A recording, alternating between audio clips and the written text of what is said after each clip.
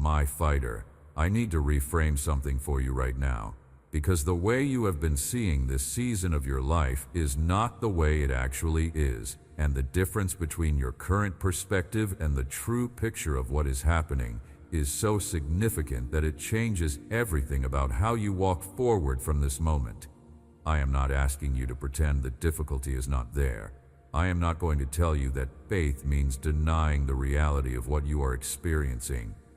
But I'm going to show you a different way of reading the same situation, a way of seeing it that is actually more accurate, more complete, and more aligned with what is truly happening in your life right now than the interpretation you have been carrying. You have been looking at this season as if it were evidence of failure, as if the difficulty you are wading through is a sign that something went wrong, that the path collapsed somewhere behind you, that the distance between where you are and where you need to be has become impossible to cross. You have been measuring the weight you carry against the visible supply of your own strength, and the math has not been working in your favor. And so you have started to wonder things you were never supposed to wonder. You have started to entertain thoughts that the enemy planted specifically to get you to stop moving. And I need you to hear something before you take another step. Those thoughts aren't the truth of your situation, and they are not the truth of what I see when I look at you.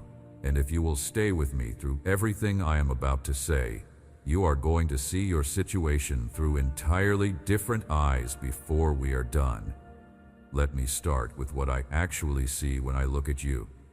I see someone who has been carrying more than most people could carry and who is still standing. I see someone who has been walking through terrain that would have broken others and who has not broken. I see someone who has cried in the dark and gotten up in the morning and kept going. Someone who has prayed prayers that felt like they were bouncing off the ceiling and kept praying anyway. Someone who has faced disappointment after disappointment and refused, stubbornly, sometimes tearfully, to let go of what they believe. Do you understand what I am looking at when I see all of that? I am looking at a fighter. I am looking at someone with more genuine strength in them than they have ever fully understood. And I need you to see yourself that way before we go any further, because the false image you have been carrying of yourself as someone who is losing this battle is one of the most damaging lies that has been spoken against you, and it is time for it to be replaced with the truth. The truth is that you are not losing. The truth is that you are fighting, and fighting well, and the outcome of this fight was decided before it ever started. And the decision was made in your favor by the one who has never lost a fight and who is standing on your side of this one. I want to be clear about what it means that I'm on your side, because I think sometimes that phrase gets said so often that it becomes familiar in a way that drains it of its actual weight. So let me tell you concretely what it means.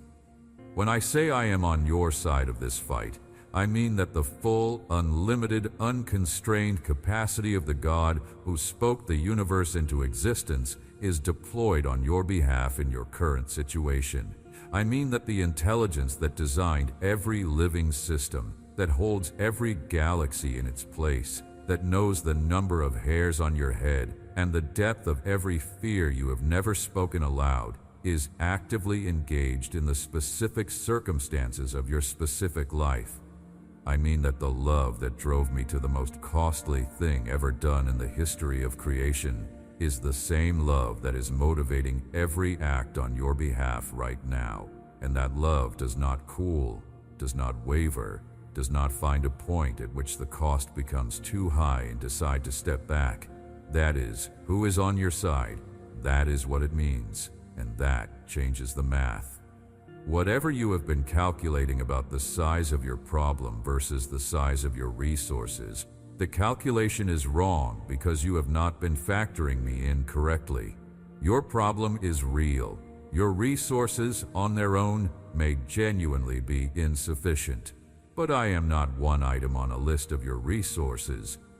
I am the source from which every resource flows, and the source is without ceiling, without depletion, without limit, and without the slightest concern that what you are facing might be more than can be handled. Nothing you are facing is more than can be handled by the one who is handling it on your behalf. Let me tell you what I know about the battle you are in. I know exactly what you are facing. Not in a general way, not as a category of human difficulty that I am familiar with in the abstract. I know the specific shape of the specific thing that has been pressing down on you. I know the particular weight of the particular burden that has been making every day heavier than the last. I know the thoughts that come at you in the quiet moments, the fears that activate in the dark, the weariness that has been building over time until it has reached the point where even the thought of continuing feels like a weight you cannot lift. I see all of it. Nothing about your situation is hidden from me. Not the depth of the struggle, not the length of the hard season, not the cost it has extracted from you in terms of energy and hope and simple vitality. And I know things about your situation that you cannot see from where you are standing, because your view is limited to the visible, the surface of what is happening in the natural, and mine extends through every dimension of the battle, including the dimensions that are completely invisible to your physical eyes. I see what is happening in the unseen realm on your behalf. I see the positions that have been taken, the arrangements that have been made, the things that have been set in motion in the spirit that will become visible in the natural at the right moment. I see the full story of your situation, not just the chapter you are currently living through. And when I look at the full story, I see something very different from what you see when you look at the chapter you are in. What I see is a story that is heading somewhere specific, somewhere good, somewhere that justifies every hard mile of the road that is required to get there. Now, I want to talk to you about something that the enemy does not want you to understand, because understanding it would completely change the way you experience what you are going through. He wants you to believe that the level of resistance you are facing is a sign that things are going wrong, that the intensity of the opposition is evidence that you have somehow gotten off track or lost the favor that once covered you.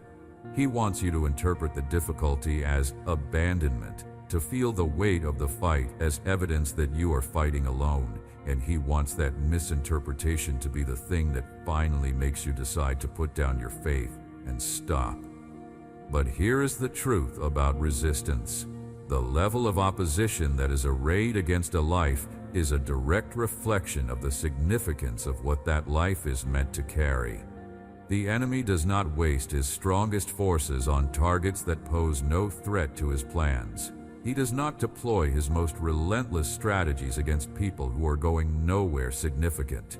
The intensity of what you are facing is not evidence that something has gone wrong. It is evidence of something very specific, that what is on the other side of this battle is significant enough that the enemy has decided he needs to put everything he has into stopping you from getting there. You are not being attacked because you are losing. You are being attacked because you are a threat, and I need you to hold on to that truth, because it is not just comfort. It is a strategic reality that changes how you fight. When you know why the fight is this intense, you stop interpreting the intensity as a sign that you should stop, and you start interpreting it as a signal that you should press harder. When you understand that the resistance is proportional to what is on the other side, you stop being terrorized by the size of the battle, and you start being encouraged by it, because a battle this significant means a breakthrough. This significant is within reach. The enemy does not deploy this level of opposition against ordinary ground. He deploys it against territory that has extraordinary value, and you are standing on extraordinary territory. Your life, your story, your destiny, the impact you were created to carry into the world, all of it has extraordinary value, and he knows it, even if you do not fully know it yet. The fight is real. I am not going to minimize it. The weight you carry is genuine. The weariness is not imaginary. The cost of this season has been real, and I honor that cost. But the fight is also winnable, and it is more than winnable. The outcome has already been settled, not by the circumstances, not by what either side in this fight is capable of in the natural, by me. And what I have settled is that this does not end in your defeat. What I have settled is that the purposes I have for your life are not going to be stopped by the opposition that is trying to prevent them. What I have settled is that every promise I have spoken over your life is going to come to pass, that every plan I have designed for you is going to be fulfilled, that the story I am writing through your life is going to end exactly the way I intended it to end when I created you. I have decided it, and my decisions about the lives of my children are not subject to reversal by any force that exists. Let me go deeper into what I know about you, because I think you have been operating with a limited understanding of your own strength, and I want to correct that. You have been through things before this, hard things, seasons that felt impossible at the time, moments when you were sure the ground was going to give way beneath you, losses that you could not see past, doors that closed in your face in ways that felt final and devastating, disappointments that recalibrated everything you thought you could count on. You have been through versions of hard that you were not sure you would survive, and you survived them. Not because they were not as hard as they felt, they were as hard as they felt, but because something in you, something that I placed there, refused to let the hard thing be the end of the story. There is a tenacity in you that did not come from your upbringing or your personality or any natural quality that you cultivated through your own effort. It came from me. I put it there, and it has carried you through things that should have stopped you. I want you to look at those previous seasons not just as things you made it through, but as evidence of something about who you are. Every season you survived built something in you. Every battle you endured deposited something.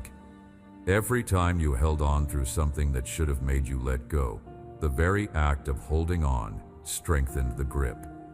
The person standing at the beginning of this current hard season is not the same person who stood at the beginning of the previous hard season, because every hard season you have walked through with me has made you more of who you were created to be, more rooted, more tested, more certain of what you stand on, more capable of carrying what needs to be carried, and walking what needs to be walked, and enduring what needs to be endured. You are more equipped than you know, and beyond what you have already built. I am adding to you right now, through this very moment of receiving, through every prayer you offer, even from the place of exhaustion, through every moment you choose to stay in relationship with me rather than withdrawing, through every step of faith you take on the road when you cannot see where it goes. I am not just fighting for you from the outside. I am building you up from the inside, strengthening the interior of who you are, so that the person who emerges from this season is someone with capacities that exceed what went in. That is what the fire does when I am in it with you. It does not consume, it refines. It burns away what was never supposed to be there, and what is left is purer and stronger and more genuinely what it was always supposed to be than what was there before the fire came. Think for a moment about what fire actually does in the natural world. When a fire moves through a forest, the first thing it does is clear. It burns away the undergrowth, the dead wood, the accumulated debris that has been building up on the floor of the forest for years. The things that were blocking the light from reaching the ground, the things that were consuming resources that should have been going to the roots of the trees, the things that had quietly accumulated in the understory and were slowly choking the growth of what was meant to thrive. Fire clears all of that.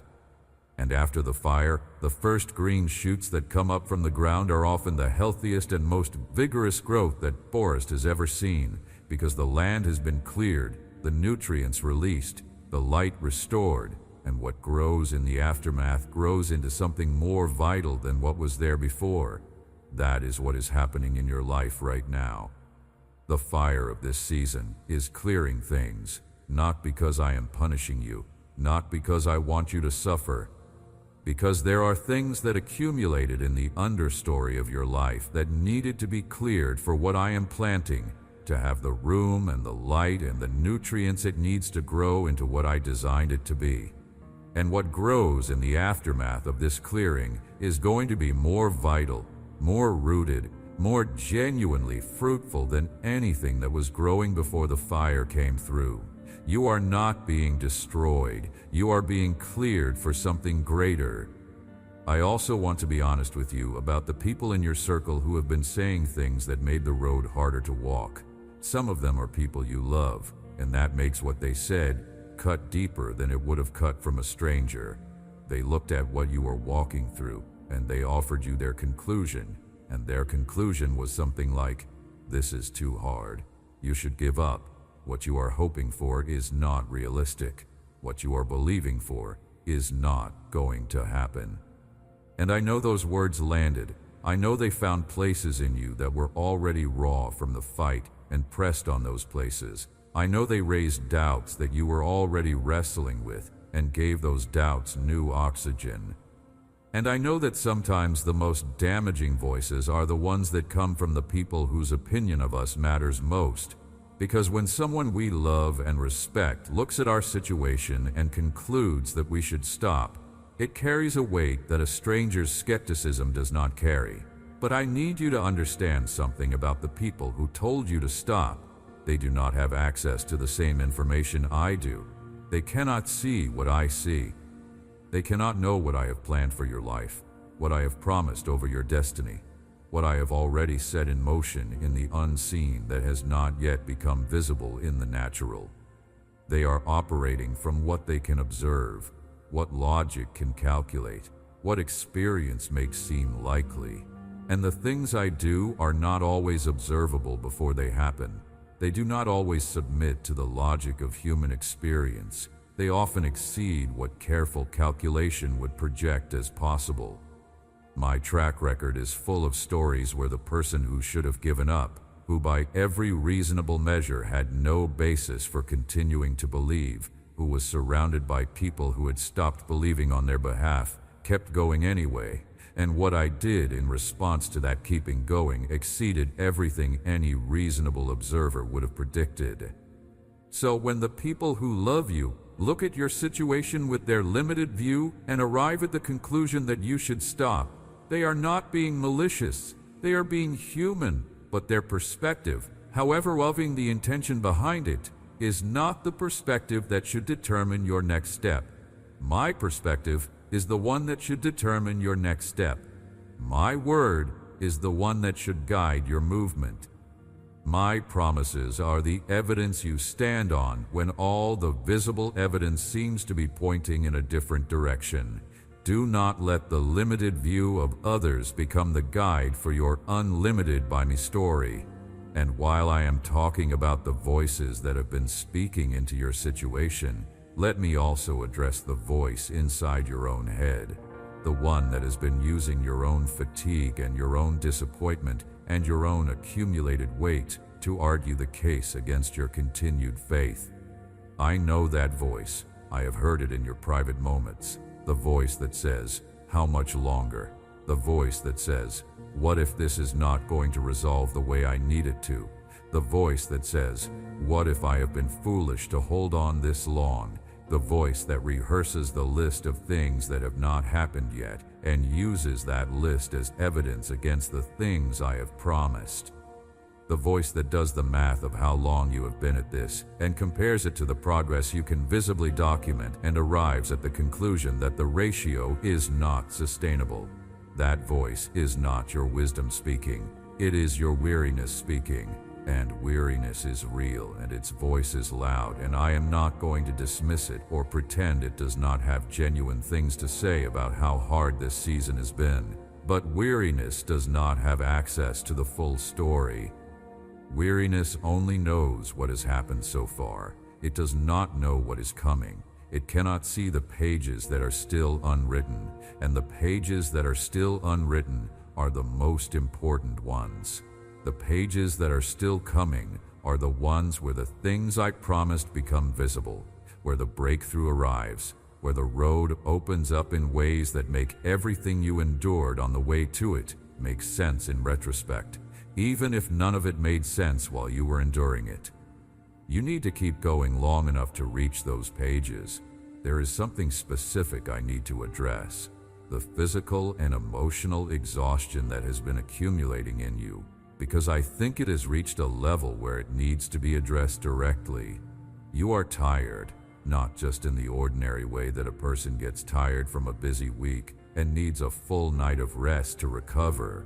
You are tired at a deeper level. The fatigue that has settled into you goes below the surface and into the bones, into the spirit, into the very will to continue. And I know that level of tired.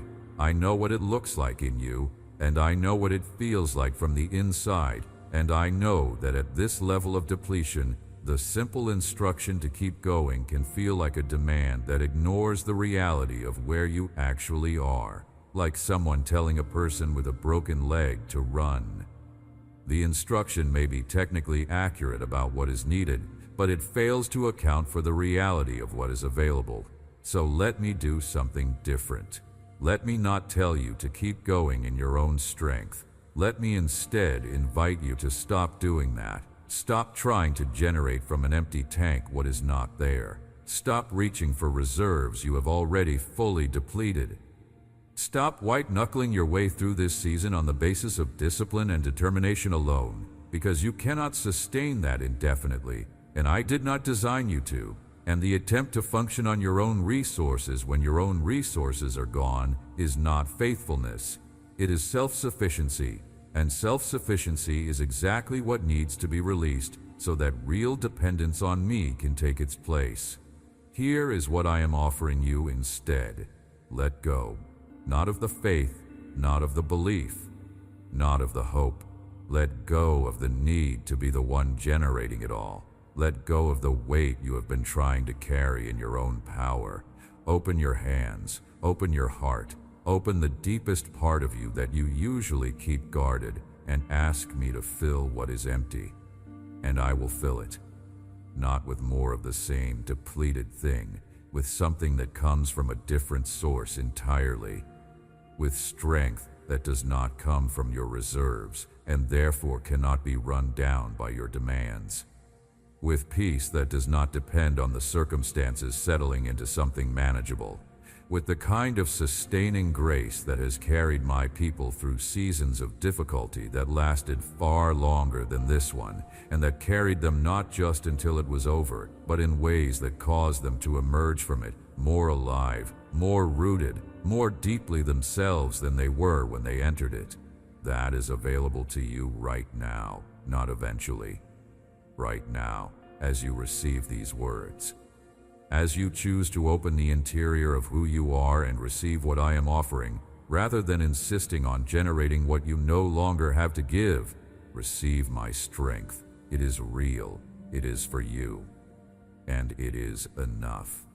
Let me talk about the road itself, because I think you need a clearer picture of what you are walking on and where it is going. The road you are on was designed specifically for you, not as a test to see if you would fail, not as a punishment for something you did wrong, not as a random collection of difficult circumstances that accumulated by chance into something overwhelming. It was designed by me, with full knowledge of who you are, what you are capable of, what you need to become, what is waiting for you at the destination, and what it will take to get you there in a way that allows you to carry what the destination requires. Every road I design for someone is custom. I do not give every person the same road. I do not apply one standard difficulty to all lives equally. I design the road for each person based on where they are going and what it will take to prepare them for it. And your road has been the road it has been, as hard as it has been, for a reason that is directly related to where you are going. The destination you are headed toward, the purpose you were created to fulfill, the impact you are meant to have in the lives of the people around you and beyond them, requires a version of you that could not have been produced by an easier road. The road you are on is producing what the destination requires, specifically, precisely, intentionally. I see the whole road. You see the section you are currently standing in. And the section you are standing in right now looks, from where you stand, like a very long stretch of hard terrain with no visible end and no clear progress marker. I understand why it looks that way. I understand why the sense of not knowing how much further the hard part goes is one of the most wearing aspects of this season. Uncertainty about duration is one of the most difficult things to endure, and I am not going to pretend it is not. But from where I stand, which is the elevated view that encompasses the whole road, I see something very different. I see that you are further along than you feel like you are. I see that the section you are in, though it is long, is not without an end. I see that what waits on the other side of this section is worth every step it has taken to reach it and every step it will take to complete it. And I see that the person who walks out of this section of the road will not be the same person who walked in, because this section is doing something essential, building something permanent, producing something that no easier road could have produced. The destination is real. The end of this section is real. The breakthrough that is waiting on the other side is real. And you are closer to it than you have ever been, even in the moments when the distance feels greatest, even in the moments when the progress feels invisible, because every step you take, even the ones that feel like they are going nowhere, is a step that is accumulating toward the moment when you break through into the next season. Do not stop so close to the breakthrough. The practical shape of this fight deserves attention, because spiritual language can make the real battle feel abstract, and I want it to feel concrete. The fight you are in has specific enemies, not abstractions, specific forces that have been assigned against specific aspects of your life and your destiny and your future. Forces that know what is at stake in your story and have been working strategically to prevent it. And I want to be clear that I am not saying this to frighten you. I am saying it because knowing the enemy is real and strategic makes it possible to fight it the way it needs to be fought, which is not in panic, not in despair, not in the kind of defeat-assuming posture that says the enemy must be winning because the fight is hard. The fight is hard because the enemy is real, but the enemy is real and defeated. Those two things are not in contradiction. The enemy can be genuinely powerful in the natural and genuinely defeated in the spiritual at the same time, and my children live and operate in the spiritual, which means the defeat that has already been declared is the reality you operate from, not the power that the enemy appears to have in the natural. You do not fight from a position of hoping to win.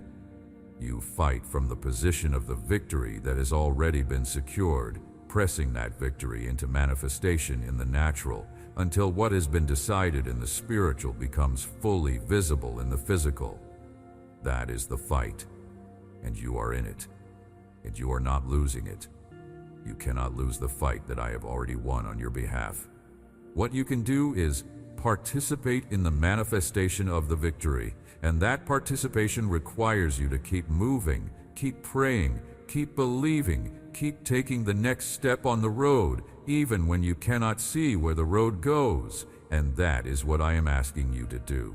Not to generate a win from your own power, but to keep moving in the direction of the win that has already been secured. Every step you take on this road is a step in the direction of what has already been decided. You are not moving toward an uncertain outcome. You are moving toward a settled one. And the God who settled it is clearing the path in front of you even as you walk.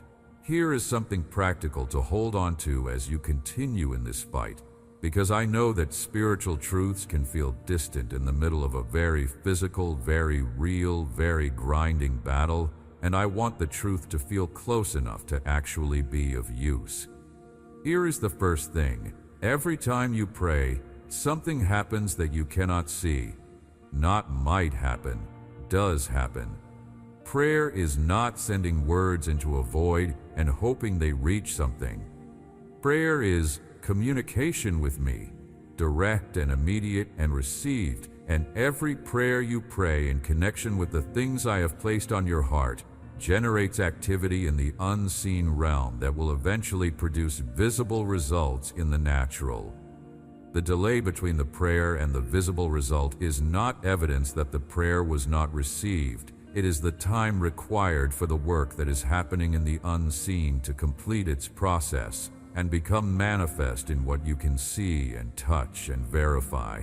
I have a record of every prayer you have ever prayed. Every one. The formal ones and the informal ones. The ones you prayed with great faith and the ones you prayed through tears that were more desperation than confidence. The prayers you prayed out loud and the prayers you prayed in the privacy of your own heart. The ones that were not even fully formed into words, but were just the reaching of your spirit toward mine in the middle of something too heavy to articulate. Every single one of them reached me. Every single one generated a response.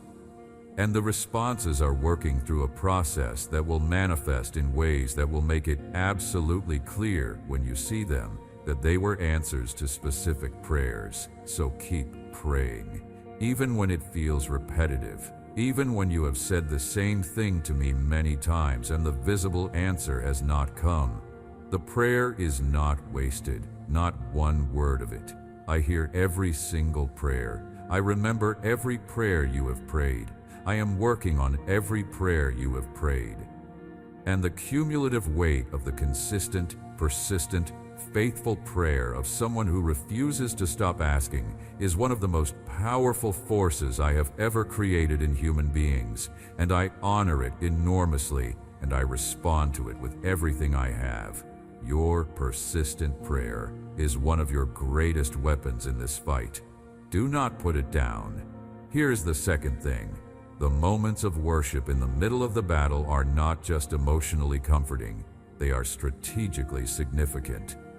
When you choose to worship me in the middle of a circumstance that is giving you every reason not to, you are making a declaration with your life about who you believe is ultimately in control of the situation. You are saying, with your actions, that the circumstances do not get to determine your spiritual posture.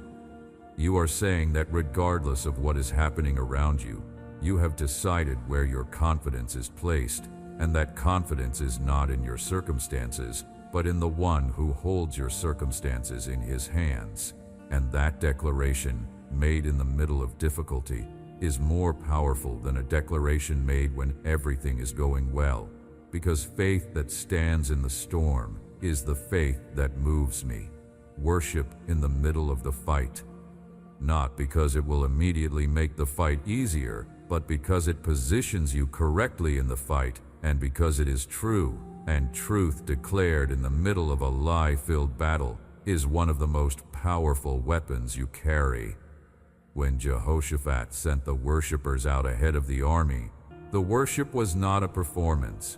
It was a declaration of who held the victory, made before the victory was visible. And the declaration of who held the victory, made in faith before it was visible, released the power that made it visible. Worship before the breakthrough is not naive. It is the posture that releases the breakthrough. Here is the third thing. The word I have given you is not just inspirational text. It is the living foundation on which you stand. And in the moments when everything around you is shifting and unreliable, standing on what I have said is the most solid place you can be. Go back to the specific promises that I have spoken over your life. Not just the general ones, but the specific ones. The ones that came to you in moments when I was speaking directly into your situation. The ones that you wrote down because they felt too important to let slip through. The ones that your spirit recognized as mine when you first received them. Go back to those. Read them again. Remind yourself of what I said. Not to try to work yourself up into a feeling, but to reinstate the truth as the foundation under your feet when the circumstances have been actively working to erode it. The word holds you when the feelings have nothing to give. Stand on it. Something has been quietly operating in the background of your situation, something you may not have put into words, but that I have seen shaping the way you are experiencing this season. Somewhere along the way, possibly gradually, possibly in a single moment of significant disappointment, you began to carry a small but heavy question. Am I still covered? Not just the intellectual question of whether my promises apply to you, but the felt question, the body question, the question that lives below conscious thought and colors everything from there. Have I moved out from under the covering?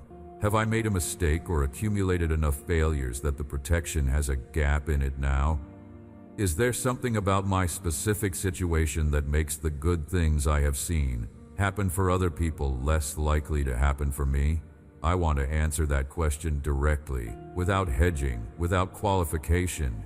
You are covered.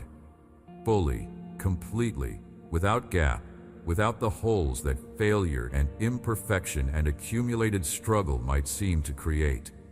The covering I provide for the people who are mine is not maintained by their performance. It is maintained by my faithfulness. And my faithfulness is not something that fluctuates based on what you do or do not do. I am faithful because it is my nature to be faithful, and my nature does not change in response to your behavior. My nature remains constant. My commitment to you remains constant. My covering remains constant. You have not fallen out from under it, not through the failures you are ashamed of, not through the doubts you have entertained, not through the seasons where your faith was smaller than you wanted it to be, not through the moments where you pulled away from me out of disappointment or confusion or pain, not through any of it. Because the covering I extend over the people I love is not a reward for consistent spiritual performance. It is a gift, freely given, freely maintained, not earned, and therefore not capable of being unearned. You are mine, and what is mine is covered. Full stop. Let me also speak directly to the specific fears that have been most active in your life during this season. Because I think there are a few specific fears that have been doing significant damage to your ability to keep walking with confidence, and I want to address them by name, rather than just speaking about fear in the abstract. The fear that you are not going to make it, that the distance is too great and the resources are too few and the obstacles are too many, and no matter how hard you fight, the outcome has already been decided against you. That fear is a liar. I want to say that plainly and without softening it. That fear is a liar, and it is telling you a story about your situation that contradicts every true thing I have ever said about who I am and what I do for the people who walk with me. The outcome of your situation has not been decided against you. The outcome of your situation was decided before you ever entered it, and it was decided by me, and what I decided is that the things I have promised you will come to pass, that the plans I have for you will not be stopped, that the enemy who is opposing you does not have the final word over your life. I have the final word, and my word is life. The fear that you have failed too many times to still be a candidate for the good things I have for you. That somehow the accumulation of your mistakes has used up whatever favor you once had, and now you are on your own, running on empty, with nothing left to draw from in my direction. That fear is also a liar. Your failures have not disqualified you. Your mistakes have not spent your grace account down to zero. The mercy I have for you does not run out. The grace I give does not have a lifetime limit. Every time you come to me with a genuine heart, the mercy is new. Every single time. I am not keeping score of what you have done wrong and waiting for you to reach a number that puts you outside of my help. I am not that God. I am the God who looks at where you are right now and says, "Come, just come. Come with everything you have and everything you have done and everything you are ashamed of and everything you are afraid of, and come to me, and I will cover it, all of it, and I will give you what you need to go forward from here. The fear that you are fighting alone, that somewhere along the way, I stopped being present in your situation, and you are carrying this road by yourself. That fear is the most dangerous lie of all, because it removes you from the only source of strength that can actually sustain you through what you are facing. I have not left. I have never left. I have not looked away from your situation for a single moment. I have not gone to help someone else and left you unattended. I am here. I have been here through every step of this road, and I will be here for every step of the road that remains. You are not carrying this alone. You are walking with me, and when the weight is more than you can carry, I am carrying you. These fears are real. I am not dismissing them, but they are not true. And I need you to know the difference between a feeling that is real and a truth that is actual, because the enemy specializes in giving you feelings that feel so true that you mistake them for reality. The feeling of being alone is real. The truth that you are alone is false. The feeling of being too weak to continue is real. The truth that you have no strength available to you is false. The feeling that you are not going to make it is real. The truth that the outcome is already decided against you is false. Hold on to the truth, even when the feeling is louder, even when the feeling is more present, even when the feeling has evidence behind it that the truth seems to lack. The truth is stronger than the feeling, and the truth is the thing that will carry you through. The road ahead deserves to be seen differently than you have been seeing it. You have been looking at what lies ahead on this road and seeing more of what has already been, more difficulty, more resistance, more of the same weariness that has been wearing on you through this season. And I understand why you see it that way, because that is what the road behind you has looked like. And when you are deep in a hard season, it is easy to project that hardness onto everything you see ahead. But that is not what lies ahead. Not entirely, not the way you are imagining it. Yes, there is more road to walk. I am not going to promise you that the journey from here to the destination is flat and easy and free of the kind of difficulty you have already been through. The road still goes through terrain that will require everything I have been building in you. But here is what I want you to understand about the road ahead. You will not be walking it as the same person who entered this season. You have been changed by what you have walked through. You have been strengthened by what you have endured. You have been deepened by what you have carried. And the person who walks the next section of this road is someone with capacities they did not have at the beginning of this section. Someone with a faith that has been tested and found true. Someone with a relationship with me that has been forged in the fire and is therefore more solid and unshakable than it has ever been before. You are better equipped for what comes next than you were for what came before. And what is waiting ahead on this road is more than just the continuation of the struggle.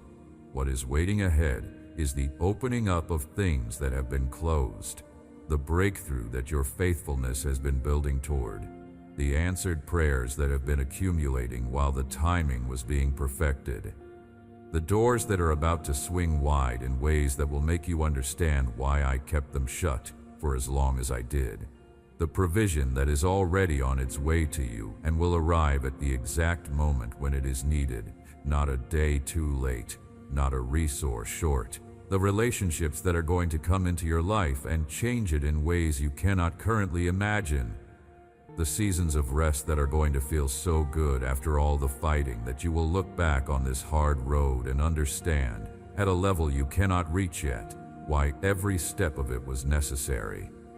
I want you to begin to look ahead on this road with expectation rather than dread, not because I am asking you to pretend that difficulty does not exist, but because the expectation is actually more accurate than the dread. The dread is based on what the road behind you has looked like. The expectation is based on what I have promised, and my promises are more reliable than your experience, because my promises are made by someone who cannot lie and who has the power to bring about everything he has ever said. So let the expectation begin to rise. Let the hope begin to rebuild. Let the part of you that has been holding back from fully believing because you are afraid of another disappointment begin to loosen its grip, because I am not going to disappoint you in the end. The story I am writing for your life does not end in defeat. It does not end with the enemy winning. It does not end with you walking off this road broken and empty-handed.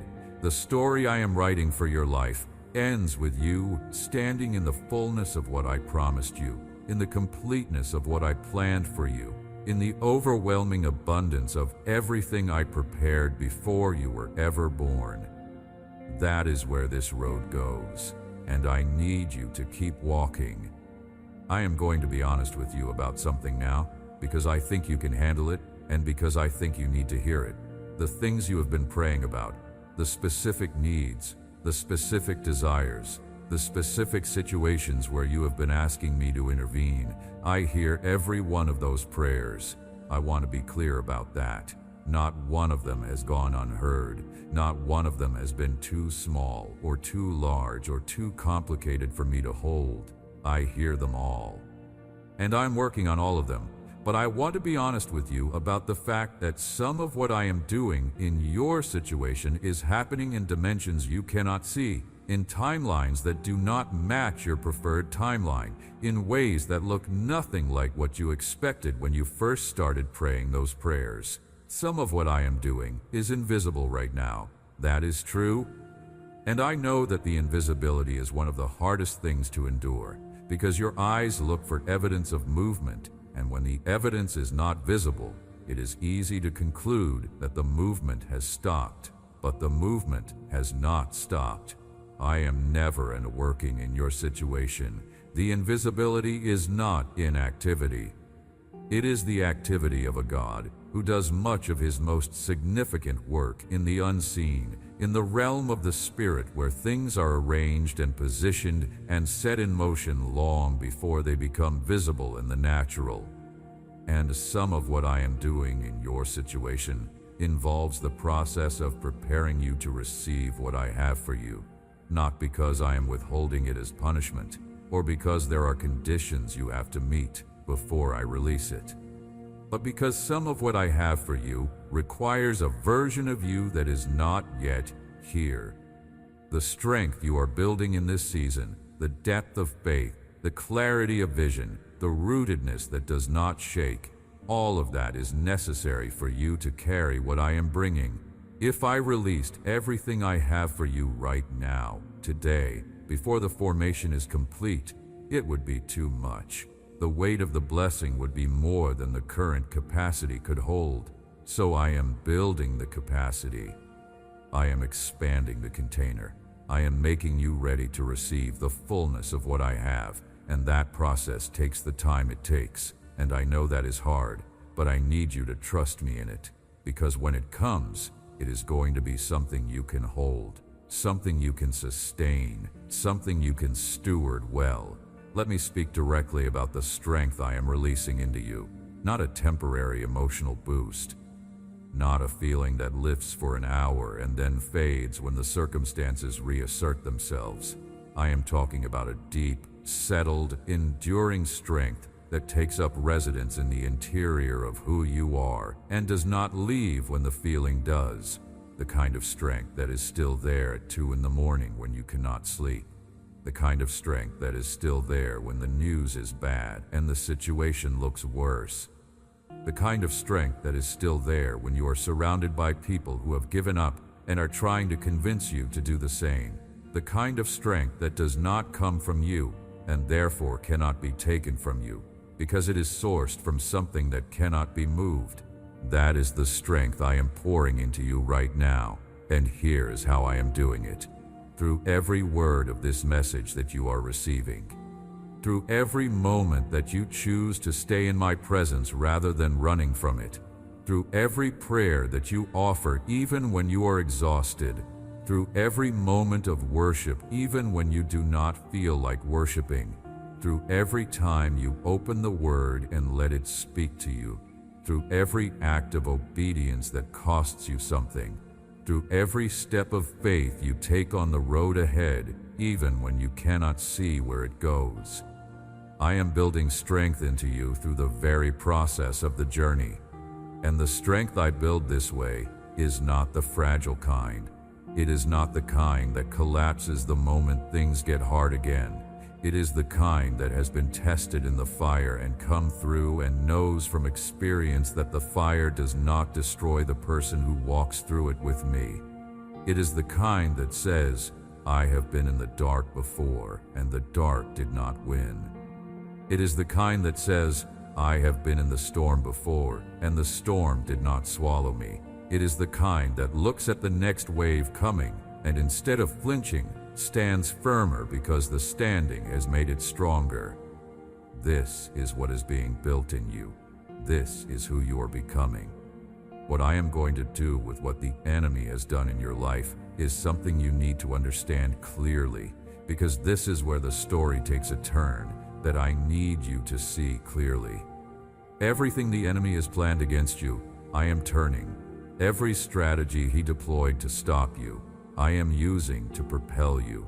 Every trap he set for your feet, I am dismantling and using the material to build something better on the road ahead.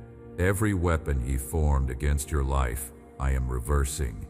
This is not an optimistic interpretation of a bad situation. This is the actual, documented, historical pattern of how I work in the lives of the people who hold on to me through the hard seasons.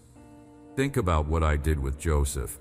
The enemy's plan was to use his brother's jealousy to destroy him. The pit, the slave traders, the years in Egypt, the prison, all of it was designed by the enemy to take Joseph as far from his destiny as possible, to reduce him from a dreamer to a slave to a prisoner, to break him so thoroughly that the destiny I placed on his life could never come to fruition.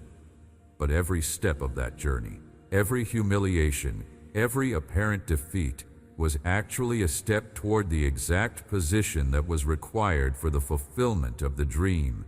The pit positioned him for Egypt. Egypt positioned him for the palace. The prison positioned him for the throne. What looked like destruction from every angle was actually preparation from my angle, and the enemy, who thought he was defeating Joseph, was actually carrying him to his destiny one hostile step at a time. Something extraordinary is happening in your life right now. The enemy is carrying you to your destiny on a road that looks nothing like what you would have chosen, and feels nothing like what you imagined, and costs nothing less than everything. But the destination is exactly what I promised, and the person who arrives there will be exactly the person who was needed to fulfill what waits at the end of this road. Not despite the hard journey, because of it. What the enemy planned for your destruction, I am turning into your greatest testimony. And when the testimony comes, when the moment arrives where you can finally look back from the other side of this season and see the full picture of what was happening while you were in the middle of it, the story is going to be more powerful than any comfortable story could have been. Because comfortable stories inspire people in comfortable places. But stories of breakthrough after genuine hardship, of victory after real defeat looked possible, of faith that held when everything said let go, those stories reach into the places where comfortable stories cannot go. Those stories speak to the person who is in the middle of something genuinely impossible and gives them the evidence they need that the impossible is the specific territory where I do my most powerful work. Your story is going to be that kind of story. And the people who are going to be reached by your story are the people who need it most, the ones who are in the hardest places, the ones who are closest to giving up, the ones who need to see that the person who held on to me through something impossible actually made it through. Your faithfulness on this road is not just about you. It is a gift to them. The testimony that is being forged in this fire will be the light that shows someone else that the tunnel does not end in darkness. It ends in what you walked into on the other side. Keep carrying this road, not just for yourself, for them. The moments of almost quitting deserve their own attention because they have come and they will come again, and I want you to know what to do with them. A moment of almost quitting is not the same as actually quitting. The moment of almost is not failure. It is not weakness. It is not a sign that you have lost your faith or that your faith was never real. It is the evidence that the battle is real and the cost is real, and you are a genuine human being carrying genuine weight in a genuine fight. The moment of almost quitting is honest. It is the acknowledgement that what you are carrying is more than comfortable to carry. And I do not condemn honesty. What I ask you to do in the moment of almost is this: bring it to me. Do not try to push through it on your own. Do not try to manufacture the courage to keep going when the courage is genuinely depleted. Bring me the almost. Bring me the exhaustion. Bring me the I am not sure I can do this anymore. Bring me the full weight of how close to the edge you actually are. Because I can work with honest almost infinitely better than I can work with false fine. When you come to me with almost, what I pour into almost is the exact thing that turns it into kept going after all. And that is not the same as ignoring the almost. It is meeting the almost with what the almost actually needs, which is not more of what you have been trying to generate, but something entirely different that only I can provide. Every moment of almost that you have brought to me and walked through has made you stronger than you were before it. The fact that you are still here after every almost that has come before this one is the evidence. You have survived every almost that has come at you on this road, and you are going to survive this one too. Let me now speak about the waiting, because waiting is one of the most underrated forms of faith and one of the most genuinely difficult disciplines to sustain. You have been waiting for some things for a long time, not just hoping they would happen, but actively, intentionally, faithfully waiting in the posture of someone who believes the promise and is watching for its fulfillment.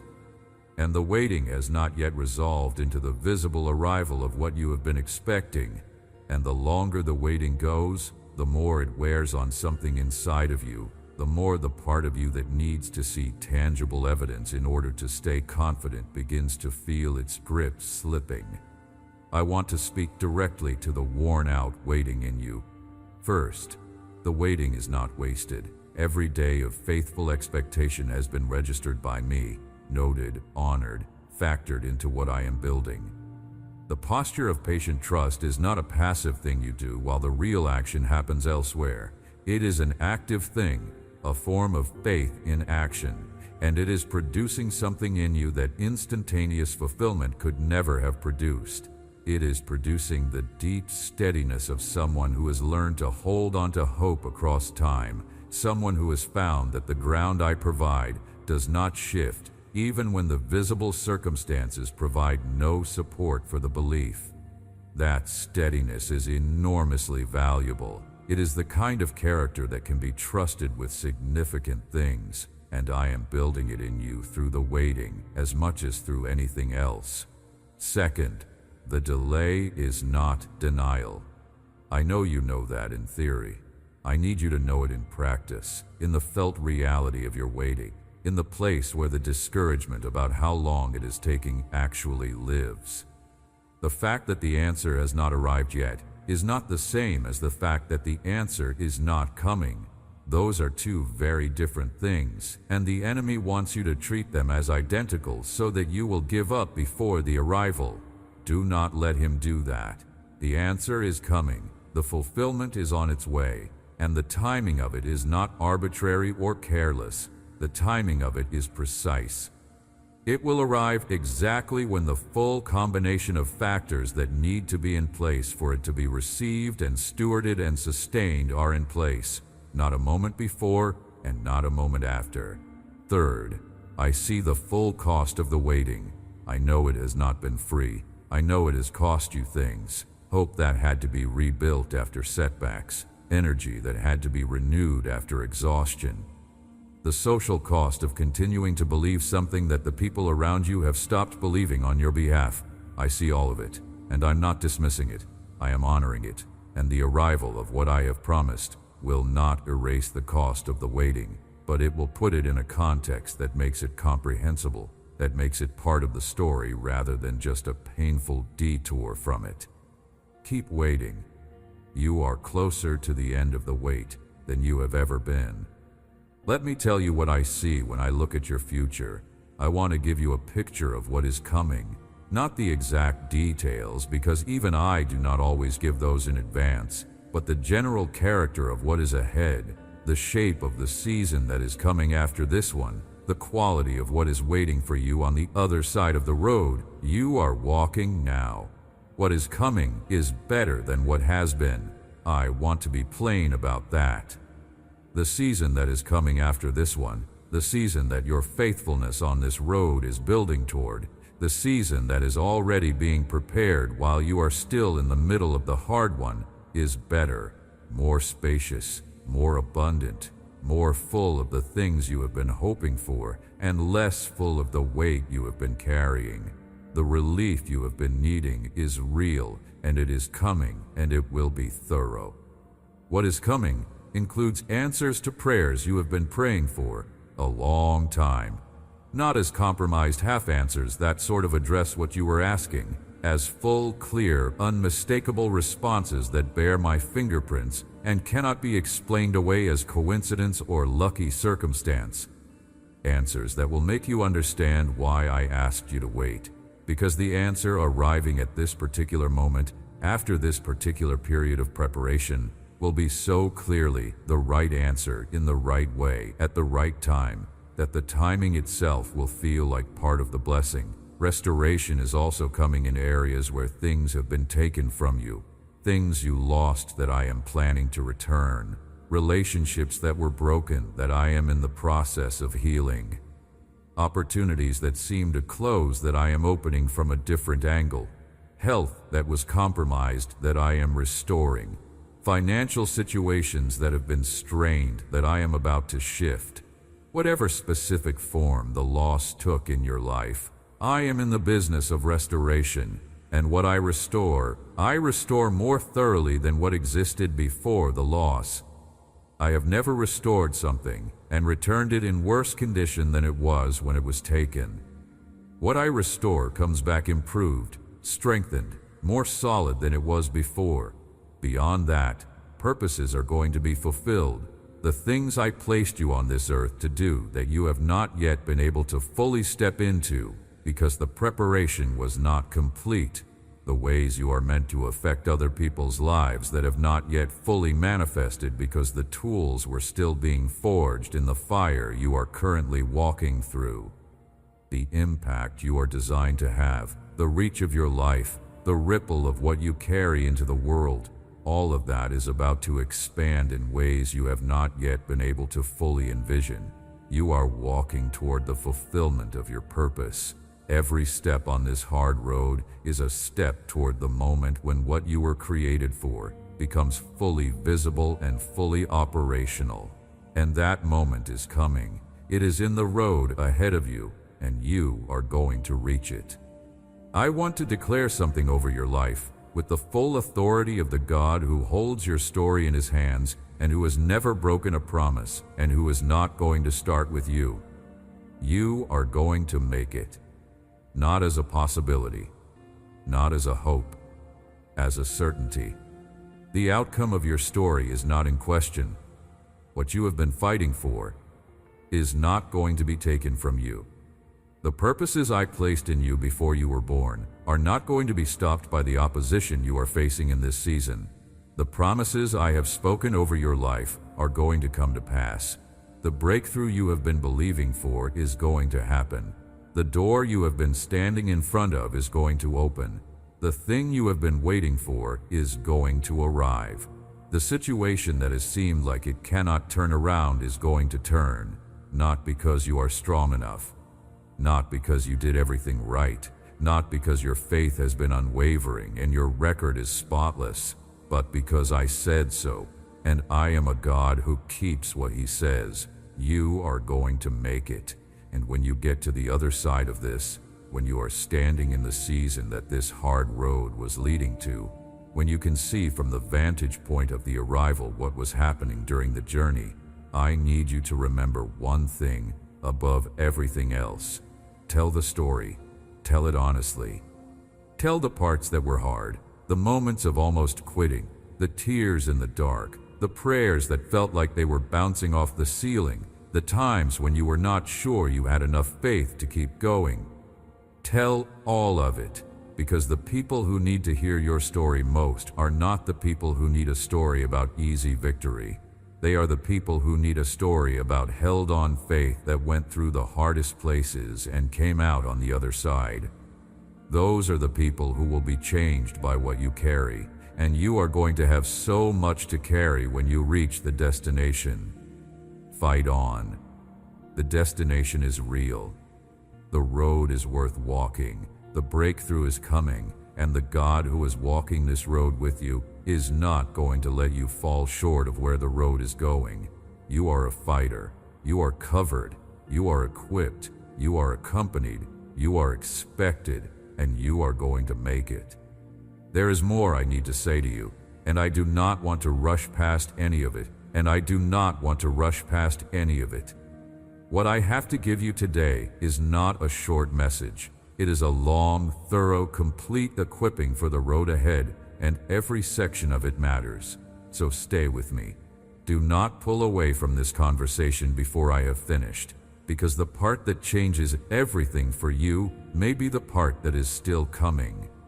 Let me talk to you about your identity on this road, not your circumstances, not what has happened to you, or what has been done against you. Your identity, who you actually are in the context of the battle you are in, because I have noticed that the extended difficulty of this season has slowly been reshaping the way you see yourself, and the reshaping has not been going in the right direction, and I need to address it directly. When you entered this season, you had a certain sense of yourself, a certain understanding of who you were in relation to me, in relation to your own strength, in relation to what you were capable of.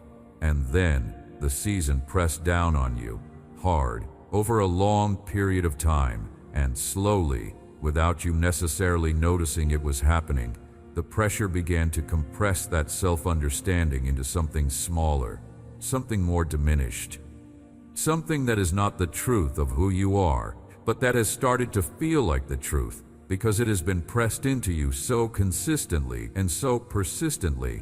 I want to push back on that compression. I want to restore the truth of your identity before the pressure is allowed to do any more damage to it. Here is who you are. You are someone I created with deliberate, specific, beautiful intentionality, not an accident, not a random assembly of genetic material and circumstance that happened to result in a human being.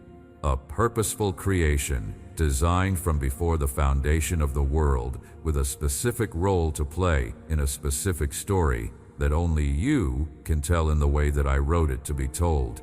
Every quality I gave you, every tendency, every passion, every natural gifting, every way you see the world that nobody else sees it quite the same way, every love that you carry, every dream that has survived the pressures of this season and is still alive somewhere inside of you.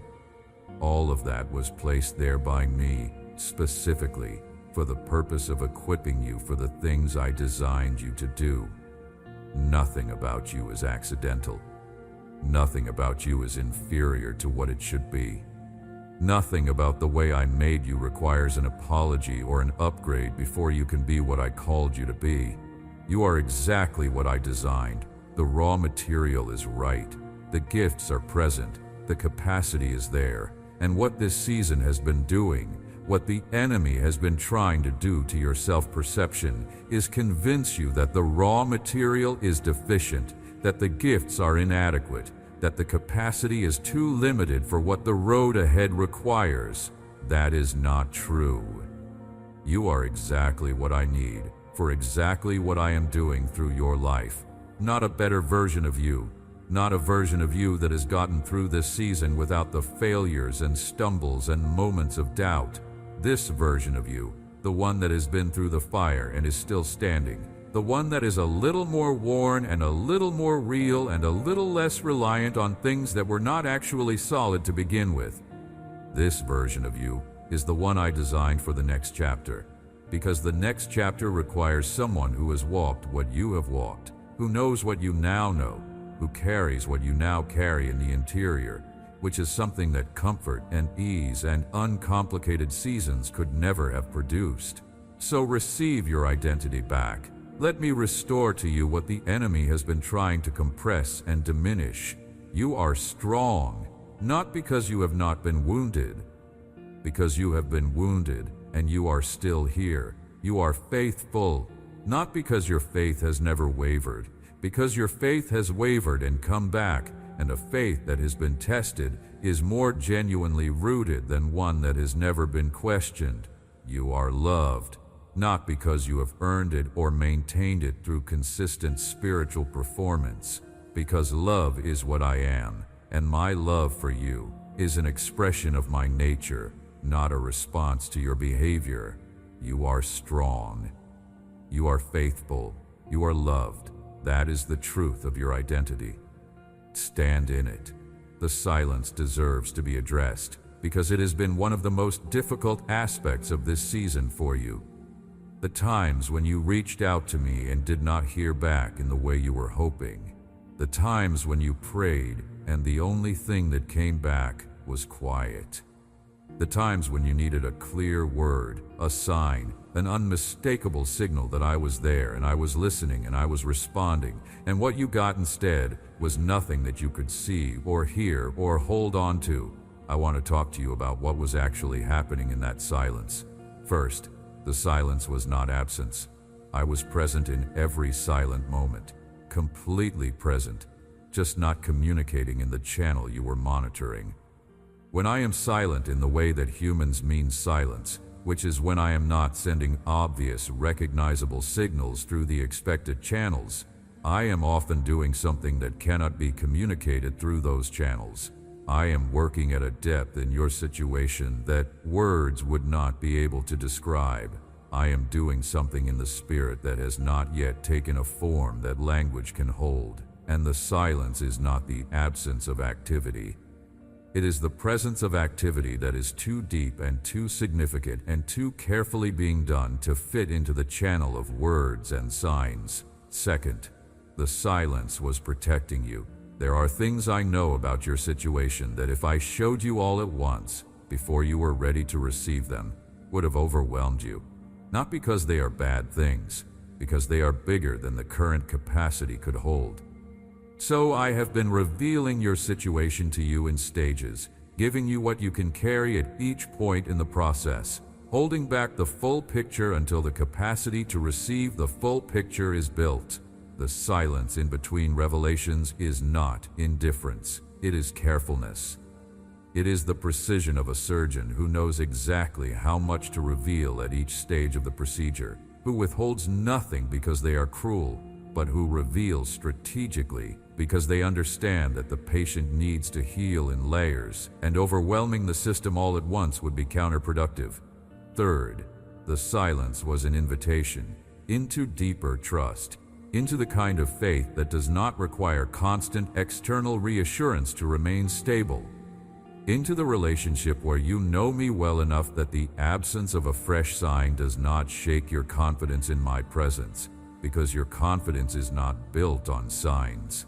It is built on the character of the God who showed himself faithful in every previous season you have walked, who has never ultimately failed you, whose track record across the whole of your life is one of showing up, of coming through, of being present, even when the presence was not immediately legible.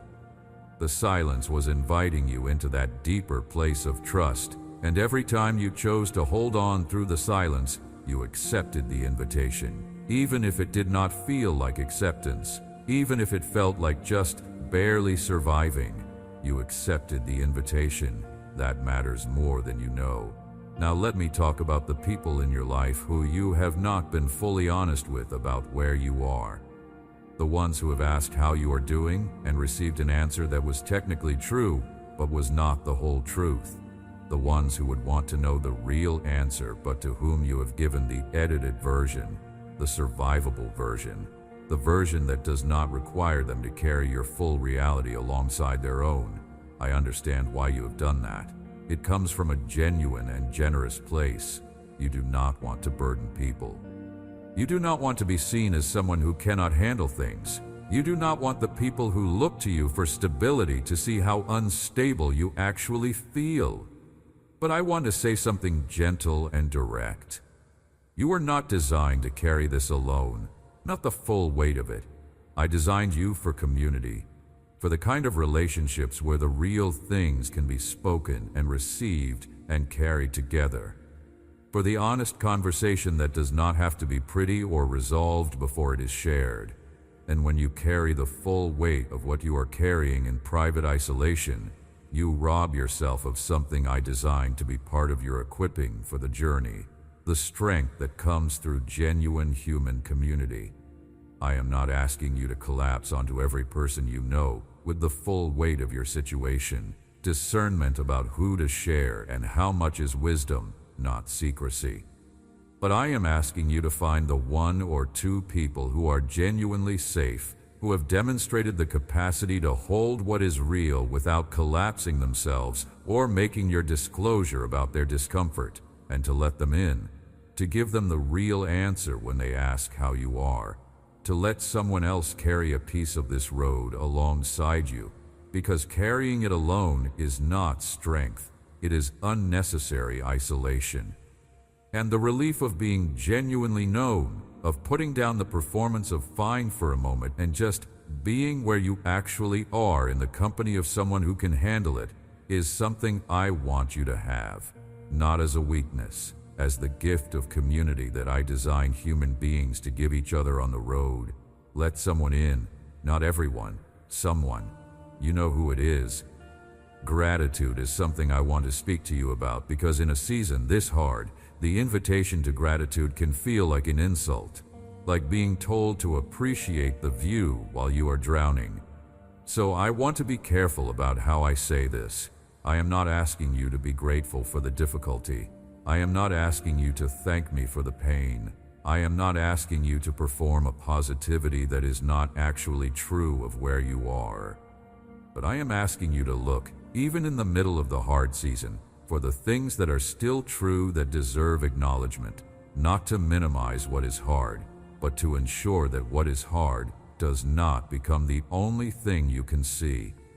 Because in seasons of extended difficulty, one of the most insidious things that happens is that the hard thing slowly expands in the visual field until it blocks everything else, until you cannot see anything that is not the hard thing, until the whole of your perception of your life is filtered through the lens of the difficulty, and everything is experienced through that lens.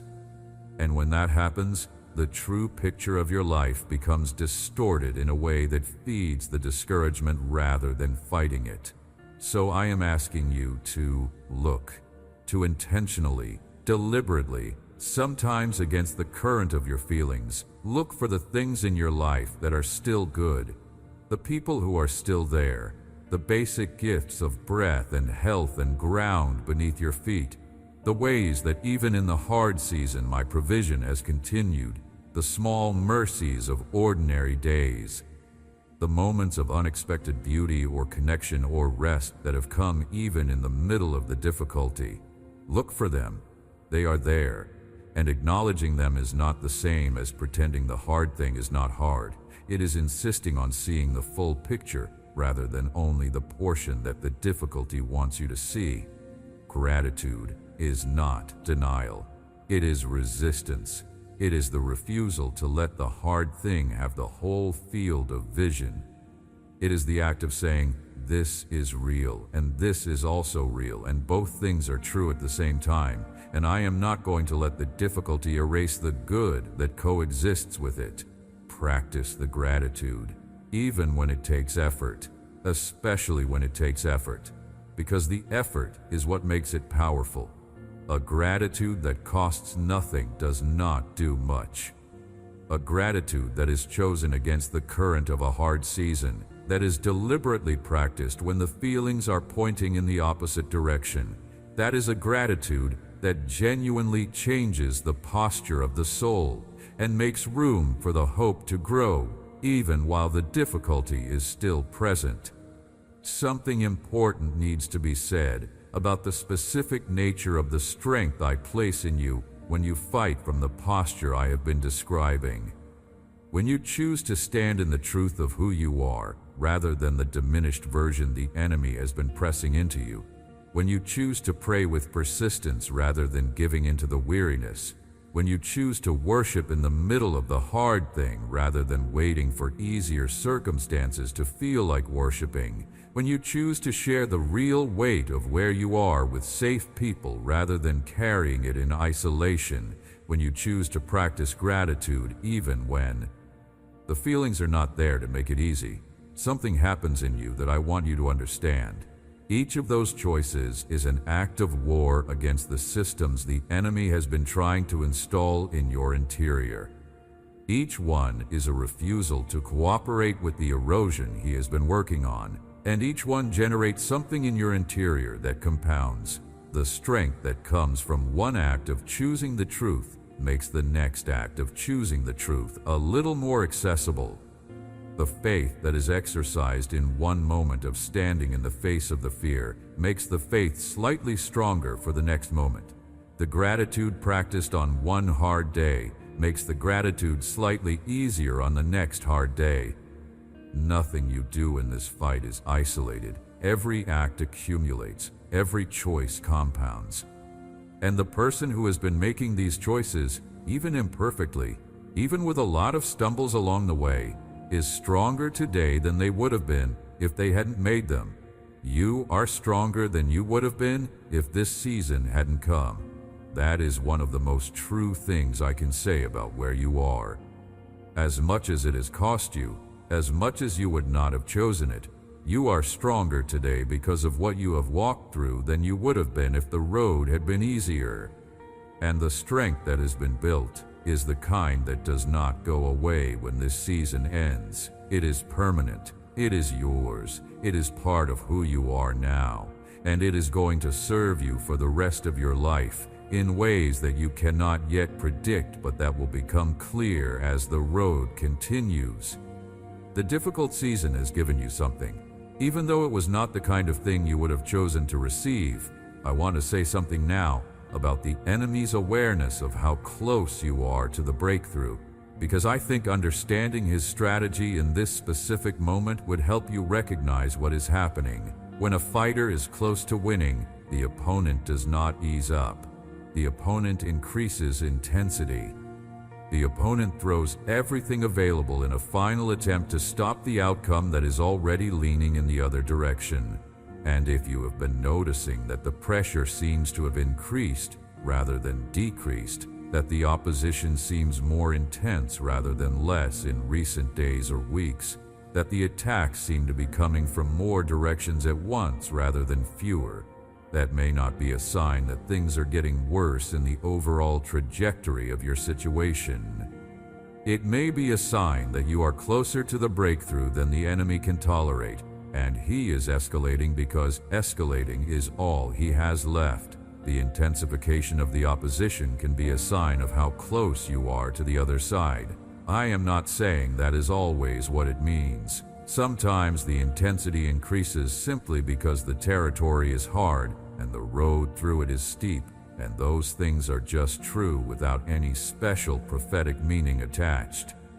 But I am asking you to consider the possibility that what you are experiencing in this escalated form is not a sign that you are losing ground. It is a sign that the ground you are standing on is worth fighting for more desperately than ever, and the desperation of the fight against you is the evidence of the value of what you are carrying and what is waiting on the other side. Keep your ground. Do not give up the territory you have taken at such great cost. What comes after the breakthrough matters. and I think you need a picture of what you are fighting toward that is concrete enough to be genuinely motivating. After the breakthrough, there is a season of a different kind, not without its challenges, as I said, but different in character. A season where the things you fought for in this hard road begin to manifest, where the answers to the prayers that felt like they were going unanswered arrive in ways that make their arrival unmistakably my work, where the doors that were closed begin to open, where the provision that was scarce begins to flow, where the relationships that were strained begin to heal, where the health that was compromised begins to restore, where the purpose that was struggling to find expression begins to come fully alive. But more than the external things that change, which are real and significant and coming, what changes in the season after the breakthrough is internal. The internal landscape shifts.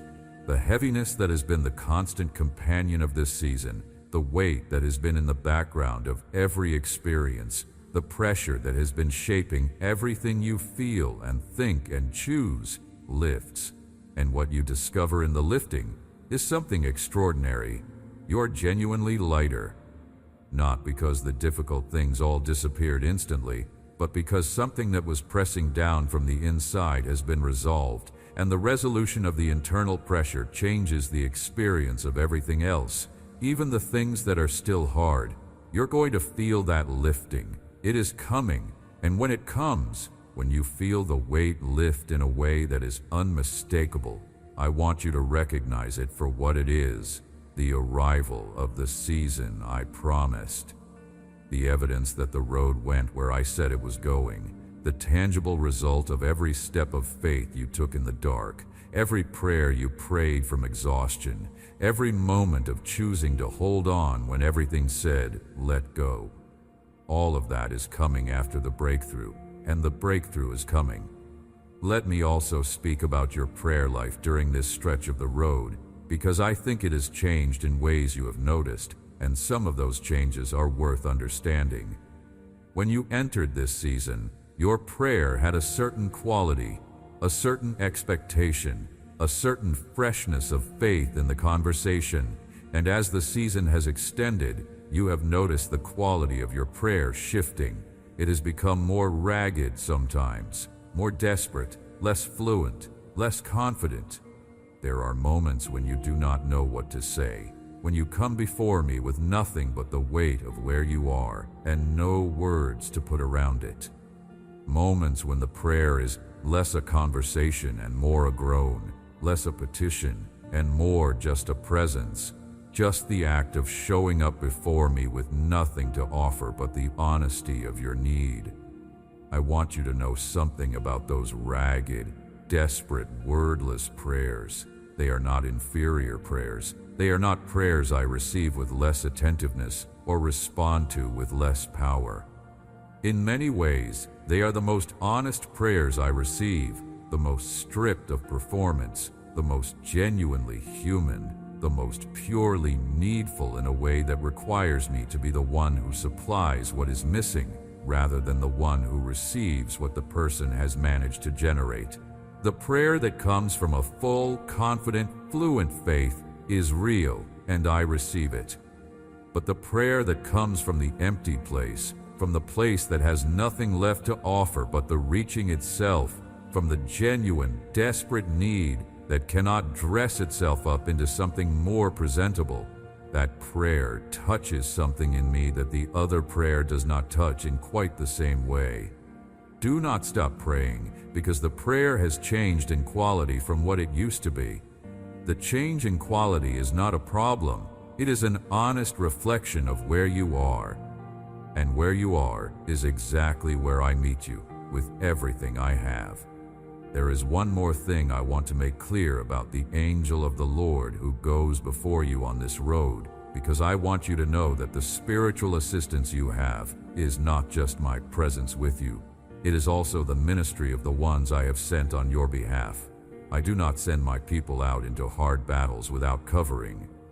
Not just the covering of my own presence, which is the primary and most significant covering, but also the secondary covering of the angelic ministry that I have assigned to accompany my children through the significant stretches of their journeys. And I want you to know that on the road you are currently walking, you are not without that ministry. There are those who have been assigned to you who are attending to dimensions of your situation that you cannot see and that your prayers do not have to specifically address, because they are already being attended to. The protection you carry as you walk through this territory is not just the protection of my love for you, which is real and complete. It is also the active ministry of the ones I sent, who are working in the territory around you and ahead of you and behind you. You are more covered than you feel. The covering extends further than your feelings can detect, and the next time you feel exposed, the next time the sense of vulnerability presses down on you, as if you are walking through dangerous territory without protection, remember this: the protection is there whether you can feel it or not. The ministry is active whether you can see it or not. And the God who assigned that covering is not inattentive to the places where you feel most exposed. You are covered in more dimensions than you know. Let me bring everything I have been saying back to a single point, because I know that when a message is long and thorough the way this one is, there can be a tendency to receive many things and hold none of them deeply, to feel the impact of each section while it is being spoken and then lose it as the next section comes. And I do not want that to happen. I want this to land somewhere specific and stay there. So let me tell you the one thing I need you to carry away from everything I have said today. Keep fighting, not because you can see the end of the road, not because the circumstances have given you reason for confidence, not because the feelings are supporting the choice. Keep fighting because I am fighting with you and I do not lose, and what is mine does not get taken, and you are mine, and therefore what the enemy is trying to take from you, your faith, your hope, your destiny, your future, is not his to take, and he knows it, and the only way he can succeed is if you put it down voluntarily. Do not put it down. That is the one thing. Keep fighting, whatever that looks like from where you stand right now. Whatever is the next step on your specific section of this road, whatever is the next prayer, the next act of trust, the next choice to believe what I have said over what the circumstances appear to be saying, keep doing the next thing. One step, one prayer, one more act of faith, one more refusal to put down what the enemy wants you to put down. Keep fighting, because the road is going somewhere worth fighting toward, because the God who walks it with you is not losing ground, because the victory that has been declared over your life is the final word on your situation, regardless of what any other word has said or is currently saying. Keep fighting. And now, let me speak a specific blessing over your life from my throne for the road that remains. I bless your body with the strength it needs for each day that comes. Not more than a day's worth, because that is how I provide for the journey. One day's manna at a time, sufficient, exactly right, without excess that would spoil, and without shortage that would leave you without. Each day you will have what that day requires, not the whole road supply at once, each day's portion. I bless your mind with the clarity to know what the next step is, and the peace to take it without needing to see the whole staircase, not the full revelation of everything ahead. The next step, which is all that is needed to keep moving forward on a road that I am illuminating from within. I bless your heart with the resilience to hold on to what matters when everything else is pressing against it, with the capacity to be real about the hard without being swallowed by it, with the ability to feel the full weight of this season without being defined by it, with the room to receive comfort and hope and love, even when comfort and hope and love feel like they do not fit into the place where the pain lives. I bless your spirit with the awareness of my presence, sharper and more constant than you have been experiencing it. with the sensitivity to hear my voice through the noise of what is hard, with the capacity to recognize my hand in the small things as well as the large, in the ordinary provision of daily life as well as the unmistakable miracles that are coming, with the deep knowing below the level of feeling and evidence and logic that you are not alone and never have been and never will be. I bless the road ahead of you with cleared obstacles, not the removal of all challenge, because the challenge is part of the road's purpose, and removing all of it would remove the formation that the challenge produces, but the clearing of what does not need to be there, the obstacles that the enemy placed specifically to stop your progress, the traps that were designed for your stumbling, the barriers that have no legitimate role in the story I am telling through your life. Those I am clearing as you walk toward them. I bless the people ahead of you on the road with the preparation to receive you and to give what you need from them and to be what they are meant to be in your story. Because the people you are going to meet in the next chapter are part of what I have prepared for this chapter, and they are being prepared for you even now, and the encounters that are coming are going to be some of the most significant gifts of this entire journey. I bless the outcome of your situation with my authority. What the enemy has been working to decide against you, I am deciding for you. What has been set up to fail, I am setting up to succeed. What has been arranged to close, I am arranging to open. The final word on your situation belongs to me, and my final word over your life is life and abundance and purpose fulfilled and love sustained and joy restored and rest earned and enjoyed, and the evidence of my faithfulness visible in every area where the hardness of this season pressed hardest. These blessings are not wishes, they are declarations. They carry the weight of the authority of the one who has never spoken a word that did not accomplish what it was sent to accomplish. I am speaking them over your life now. Receive them. And now, let me tell you one last thing before I close. I am proud of you. I know that might be unexpected. I know that after a season of extended difficulty, it is easy to feel as if the most honest assessment of how you have done is disappointment. All the times you almost gave up, all the moments your faith wobbled, all the prayers that were less than confident, and the choices that were less than courageous, and the days that were less than what you hoped they would be. I know you carry an awareness of all of that, but I want you to know what I carry.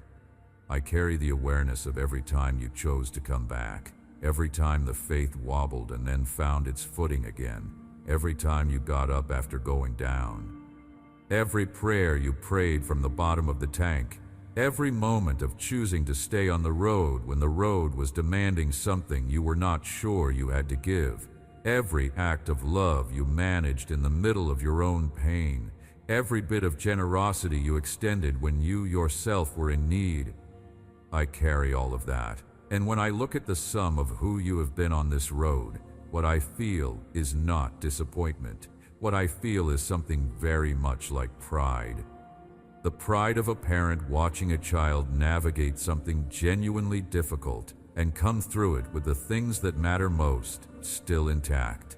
The faith, the love, the basic orientation toward me that is the seed from which everything else grows. Those things are still there. You have carried them through this season, and that is not a small thing. I am proud of you. Keep going. There is more I want to explore with you, and I want you to receive all of it. I want to talk about the concept of being equipped for the fight, because I think there is a misunderstanding about what equipment actually means in the context of a spiritual battle, and that misunderstanding has been contributing to the sense that you are fighting at a disadvantage that you cannot overcome. People often think of being equipped for a difficult season as having the right feelings, the right level of confidence, the right amount of visible resources, the right emotional and psychological state to walk into the challenge with assurance. And when those things are not present, when the feelings are wrong and the confidence is depleted and the resources look insufficient and the emotional state is fragile rather than sturdy, the conclusion is that they are not equipped for what they are facing, that they went into the fight unprepared, that something that should have been in place before the battle was missing. But that is not how I equip the people I send into significant battles. That is not the model I use. The model I use is different, and it has been misunderstood so consistently that I want to take the time to lay it out clearly. I equip you through the battle, not before it. The preparation and the fight are the same process. The things you need to carry, what I am asking you to carry, are not things you receive before entering the difficulty and then use up during the difficulty. They are things that are generated by the difficulty itself, built in you through the act of walking through the hard thing, added to your capacity by the very demands the hard thing places on your capacity. This is why the most equipped people I have are often the ones who have walked the most difficult roads, not because they entered the road more equipped, but because the road itself was the equipping. So when you look at where you are in the middle of this fight and say, I am not equipped for this, what I need you to understand is that you are in the middle of being equipped for it. The equipping is happening right now. Every day you walk on this road is a day of being equipped. Every burden you carry and do not drop is building the carrying capacity. Every fear you face and do not run from is building the courage. Every prayer you pray from the empty place is building the prayer life that will sustain you for everything ahead. Every moment of choosing trust over the evidence is building the faith that will hold you steady in the significant things that come after this season. You are not underprepared for your life. You are in the middle of your preparation, and the preparation looks like what it is: demanding, uncomfortable, not yet complete, but it is happening. And when it is finished, when the season of formation has done its full work, what walks out of it is exactly what was needed for the road that remains. Trust the process, even when the process is hard, especially when the process is hard, because the hardness is the evidence that the process is working. I also want to say something about the way you see the people around you who do not seem to be walking through what you are walking through. The ones whose lives appear, from the outside, to be moving with more ease and more obvious blessing, and fewer of the specific obstacles that have been accumulating in your life during this season. I know that comparison happens. It is almost impossible to prevent. When you are in a hard season and the people around you are in easier seasons, the contrast becomes part of what you are managing, alongside the actual weight of what you are carrying. And I want to speak to that comparison directly, with honesty and with love. First, what you see from the outside of other people's lives is almost never the complete picture. The ease you observe in someone else's life is a selection, edited by your angle of view, by what they choose to share and what they choose to conceal, by the particular slice of their reality that happens to be visible to you. People who appear to be walking an easier road than yours are often walking their own version of a hard road that you simply cannot see from where you stand. Not always, but often. And the comparison you are doing, which pits your unedited interior experience of your own life against the edited exterior experience of someone else's life, is a comparison that was rigged before it started. You are comparing total information about yourself to partial information about someone else, and the comparison will always be unfair in that direction. Second, even when someone else's road is genuinely easier than yours right now, the ease of their road is not a statement about the relative value of your lives or the relative quality of my love for you versus them. My love for each person is complete and specific to them. I give each person the road that their particular formation requires, not a standardized difficulty level applied equally to everyone. The person on an easier road right now is not more loved than you are. They are on the road that the particular shape of their preparation requires at this particular moment. and you are on the road that the particular shape of your preparation requires at this particular moment. The roads are different because the preparations are different, not because the love is different. Third, the comparison, while understandable, is costing you something. It is taking energy that you need for the road you are actually on and redirecting it into a narrative about the road someone else is on. It is creating a grievance about the unfairness of the comparison that, while emotionally real, is not actually based on complete information and is not something that serves you on the road you are walking. I am not asking you to feel no comparisons. I am asking you to let them pass through without building a case around them. Let the observation happen. Acknowledge the feeling it generates and then release it and come back to the actual road under your actual feet, which is going somewhere specific and significant and worth every bit of attention you can give it. Focus on your road. It is the one I designed for you, and it is going somewhere good. The shame you carry also deserves to be addressed directly, not guilt about specific things, which I addressed earlier. Shame. The deeper, more pervasive sense that there is something about who you are, not just what you have done, that is fundamentally inadequate. The feeling that other people would be shocked if they knew the real you, the inside of you, the parts that are not presentable. The sense that the gap between who you appear to be and who you actually are is large enough to be dangerous, large enough that if the right person saw through it, the whole structure would collapse. The low-grade sense of being, at some deep level, not quite enough. That is shame, and it is one of the most corrosive things that lives in a human soul, not because what it points to is true, but because it is so deeply embedded that it feels true, because it speaks in a voice that sounds like your own, because it uses your own knowledge of your own interior life as its evidence, and the evidence feels irrefutable from the inside. But I need to say something to that shame very clearly. It is not telling the truth. The gap between who you appear to be and who you actually are is not dangerous. It is human. Every person who has ever lived carries the same gap. The difference between the exterior that is visible and the interior that is not. The distance between the performance and the reality. The gap is not evidence of a uniquely defective soul. It is evidence of a genuinely human one. You are not the only person who carries things inside that the people around you do not see. You are not uniquely broken in ways that set you apart from everyone else.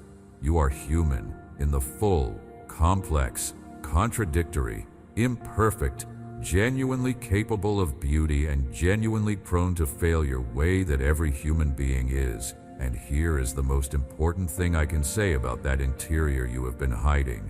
I have seen it. All of it. Not a portion, not the presentable parts. Everything. The things you are most ashamed of, the thoughts you have never shared with anyone, the failures that you have managed to keep private, the fears that you have never spoken aloud, the desires that you have not known what to do with, the ways you have fallen short of who you wanted to be that are known only to you. I have seen all of it. I have always seen all of it, and I am still here, still fully committed. Still without a single reservation about my love for you and my investment in your story. Not despite what I have seen, having seen all of it. My love for you is not based on incomplete information that a fuller view would correct. It is based on a complete view, and the complete view has not diminished it by a single measure. You do not have to hide from me. There is nothing left to hide. And the love that remains after seeing everything is the most reliable love you will ever know, because it is the only love that is fully informed and fully committed at the same time. Bring the shame out of the dark, not necessarily to the people around you, though trusted community matters. Bring it to me. Let me meet it with what it has never encountered before. Complete, fully informed, absolutely unshaken love. Let me show you that the thing you thought was most likely to drive me away is not capable of driving me away. Let me show you that my love for you exists in the full knowledge of everything you are, not in the partial knowledge of the edited version you have been showing the world. Come to me as you actually are. That is always the invitation. Come as you actually are. The specific weapons I have given you for this fight, because I think they deserve more thorough attention than they usually receive. The first weapon is my word, not just a book, not just historical text or inspirational literature, though it is those things. My living word. The document of my character, my promises, my ways, my faithfulness across the full span of human history, the record of how I have shown up in the hardest situations, the testimony of what I do for the people who walk with me through the fire. And it is alive, which means it is not static. It reads differently in different seasons because you read it with different eyes in different seasons. The verse that was one thing in an easier time is a different thing entirely in the middle of a battle that is testing what you are made of. And the word that meets you exactly where you are, that speaks precisely into the specific shape of your current need, is available every time you open the pages and invite me to meet you through them. Use this weapon, not just occasionally, every day, not as a discipline that produces guilt when you miss it, but as the access point to the source of truth that your soul requires in order to know what is real when everything around you is trying to tell you something false. Read it. Let it speak. Let it reorient the internal conversation from the one the enemy has been conducting to the one I am always trying to initiate. Let my word be what defines your reality, not the circumstances, and not the fear, and not the voices that have been arguing for your defeat. The second weapon is prayer, which I spoke about at length, so let me add only this. Prayer is not just the act of making requests. Prayer is the act of maintaining the connection that everything else flows from.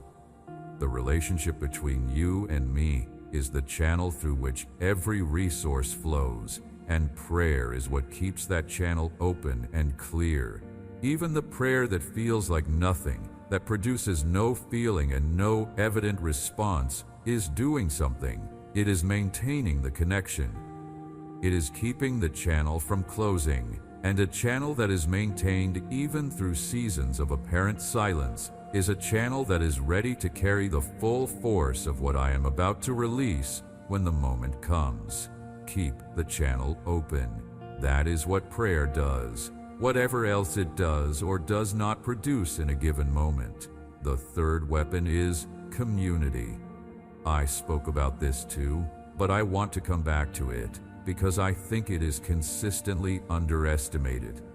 The strength that comes through genuine human community, through the kind of relationship where the real things can be said and received and carried together, is not a secondary or optional form of support.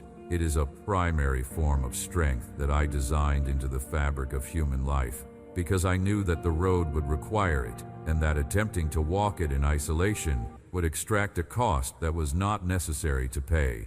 You are not designed to be a lone fighter. You are designed to fight alongside others, to be strengthened by their faith when yours is weak, to strengthen theirs when it is weak, to carry together what neither could carry alone.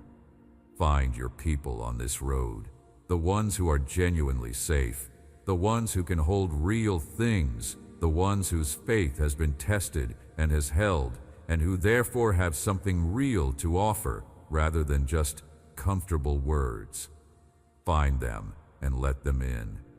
Not to perform your struggle for them, but to genuinely share it. That kind of sharing is not weakness, it is wisdom. And the strength that comes from being genuinely known and genuinely accompanied by other people who are also walking with me is a form of strength that nothing else can replicate.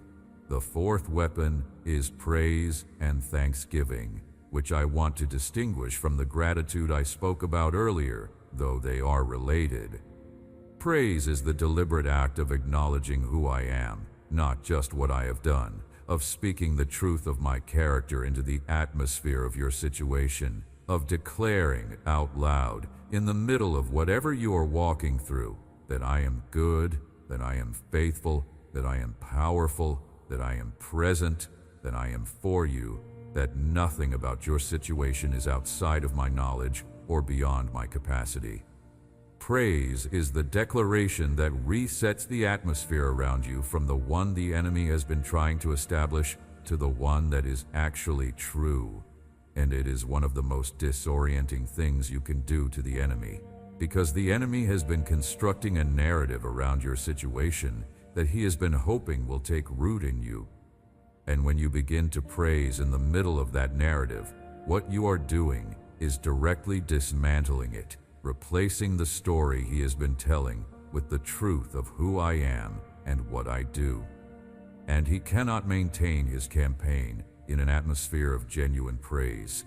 It is one of the tools he has no counter for, not because the praise is magic, but because the praise is true, and the truth, spoken with conviction in the presence of lies, is more powerful than any lie ever spoken. Praise.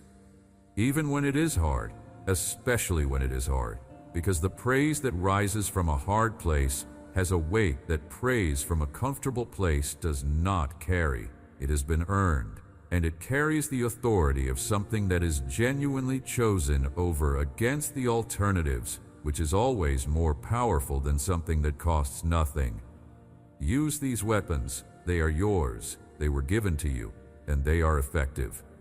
What is coming after this season also deserves to be seen as clearly as I can show you, as I can give you, of what the other side of this road looks like. The other side of this road is a place of restored relationships. The connections that have frayed under the pressure of this season, the friendships that could not sustain the weight of what you have been carrying, the family relationships that have been strained by the difficulty. These are things I am healing even now, in the unseen, bringing people to the understandings and the choices that will make restoration possible when the timing is right. Not all of them will be restored. Some were removed from your life for reasons that will become clear. But the ones that were meant to continue, the ones that have a role in the next chapter of your story, those are being prepared for the reconnection that is coming. Greater freedom than you have ever known is also waiting on the other side of this road. The things that have been binding you in this season, the fears that have limited your range of movement, the anxieties that have made the field of what feels possible smaller than it was designed to be, the false beliefs that have been operating as constraints on what you allow yourself to reach for, those are being broken in this season. The fire burns chains.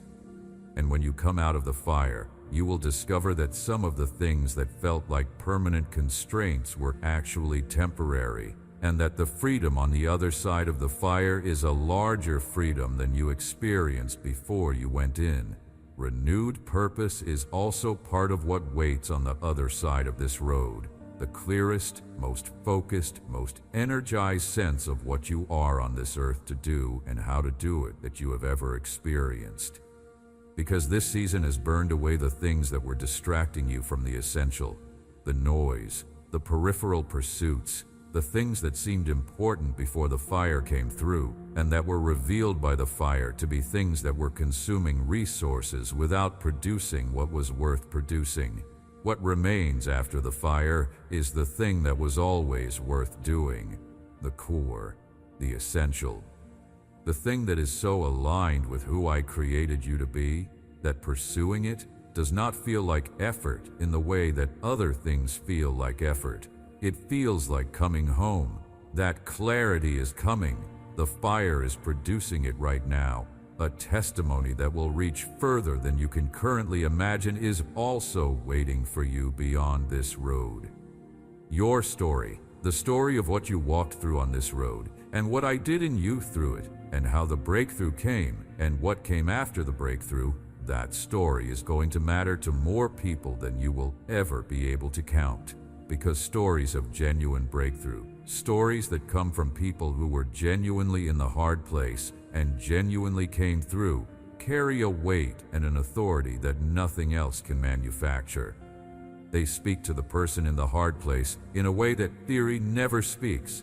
They say, "It is real, the breakthrough is real, I was there and I came through and you can too." And that message, delivered by someone who actually lived it, is one of the most powerful things I use in the world. Your testimony is going to matter. The things you are walking through right now are going to be part of a story that reaches people who are in their own hard seasons, people who are in their own moments of almost, people who need to see that the fight can be won and the road can be walked all the way to the destination, and the destination is worth what the road costs to reach. Your story is going to be that evidence for them, so fight on. Not just for yourself, for them. The peace that is available to you in the middle of this battle is something I want to describe carefully.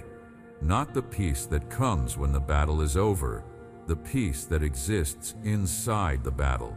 The peace that is not a product of the circumstances settling into something manageable, but is a product of something else entirely, of a different relationship with the circumstances, of a different perspective on the battle, of a deeper rootedness than the battle can reach. I offer you this peace, not as a future thing, as a present thing, something that you can receive right now in the middle of the fight, before the fight resolves, as a companion to the difficulty rather than a replacement for it. What this peace is, at its core, is the settled certainty that the outcome of your life is in hands that are better than yours. That the one who holds the final word over your situation is not indifferent, not overwhelmed, not working with limited resources or incomplete information or uncertain intentions. That the God who is over your situation is for you, is powerful, is faithful, and is actively engaged, and that no combination of circumstances, no level of opposition, no accumulation of difficulty changes any of those things. They remain true regardless of what is happening around you. They are the constant beneath the variable, and peace, the kind I am offering, is what happens when your soul settles into those constants and stops being entirely dependent on the variables for its stability. This peace does not require the fighting to stop. It lives inside the fighting. It allows you to fight from a place of stability rather than a place of desperation. It is not the absence of awareness of how hard things are. It is the presence of the certainty of who holds things. And it makes a profound difference in how the hard road is walked. Open yourself to receive this peace now, not by trying to feel it first, by choosing to believe the truths that it is founded on, by agreeing with what I have said about who I am and what I am doing in your situation, by deciding, as an act of will rather than an act of feeling, that the constants are more reliable than the variables, and then, by staying in that decision long enough for the peace to follow the choice. Because peace follows the right beliefs, not the other way around. You do not wait to feel peaceful before you believe the right things. You believe the right things, and the peace follows the believing. Believe, let the peace follow. It will. I want to also speak about what it means to be truly seen and truly known by me, because I think this reality has not yet landed in you at the depth where it could do its greatest work. There are people in your life who know you well, who have seen significant portions of your story, who have been present through important chapters, who love you and who you love, and being known by them is a genuine gift, and I value what it means in your life. But even the people who know you best know you partially. They know the version of you that has been available to them, the version that showed up in the specific moments they were present for, the version that communicates through language, which always approximates the interior but never fully captures it, the version that is, inevitably, partly shaped by what you were willing to show them and what you were not. I know the version that was never shaped. the interior that has never been translated into language, the self that exists before expression, before editing, before the selection of what to share and what to keep hidden. I know that you do not fully know yourself, the deep patterns of who you are that operate below conscious awareness, the specific fingerprint of your soul that is unlike any other soul that has ever been created. I know what you carry. I know what you long for. I know what frightens you at a level deeper than the fears you can name. I know the dreams that live in places you have not let them live in consciousness, because consciousness has learned to be skeptical of dreams in seasons of difficulty. I know all of it, and I care about all of it. Not with a general, diffuse care that covers all human beings equally, with the specific, focused, detailed care of someone who designed you and knows the design and loves the design in its specificity, not just its general humanity. You are not anonymous to me. You are not one of billions indistinguishable from each other in the vast scale of my creation. You are specific, known, named, carried, and the care I have for you is as specific and particular as your specific, particular existence. I care about the exact things you are carrying, the exact fears that have been most present, the exact hopes that have been deferred, the exact places where the fight has been hardest, not in a general way. In the specific, exact way that only complete knowledge makes possible. You are fully known and fully loved at the same time. That combination does not exist anywhere else. It is the gift that only I can give, and I am giving it to you right now, in this moment, in the full specificity of who you are and where you are and what you are carrying. You are seen, you are known, and you are loved exactly as you are, in full knowledge of everything that means. Let that in. Let it reach further than the surface understanding of the idea. Let it become real at the level where you actually live. You are fully known and fully loved. Right now, in the hardest season you have walked, with full knowledge of everything, you are loved. The significance of this very moment deserves to be named. The moment in which you are receiving these words. Because I do not believe moments are random, and I do not believe the timing of encounters is accidental, and I want to speak to the specific significance of why this message is reaching you at this particular point on your road. You are at a decision point, not necessarily a dramatic one, not a moment that announces itself as significant, but a real one. A moment where the path forks in a way that has lasting consequences for where the road goes from here. One direction is the direction of continuing as you have been, carrying the weight you have been carrying in the way you have been carrying it, managing the fight the way you have been managing it, with the same posture and the same strategies and the same inornal narrative. And that direction, while it is not without grace, is not where the breakthrough is. The other direction is the direction I have been pointing you toward in everything I have said today. The direction of the shifted posture, the fought from victory rather than fought toward survival posture, the posture of the deep peace that lives inside the battle rather than waiting for the battle to end, the posture of the fully known and fully loved soul who stops performing for the approval that has already been unconditionally given, the posture of the fighter who keeps fighting, not because they have to in order to not lose, but because the fight is going somewhere specific and worthy, and the God who called them to it is walking it with them every step of the way. This message reached you at this moment because you are at this fork, and I wanted to speak into it before you made the turn without fully understanding what the choice was. So here is the choice, stated as plainly as I can state it. Choose the posture I have been describing, not the circumstances. Those are not fully in your control, not the feelings.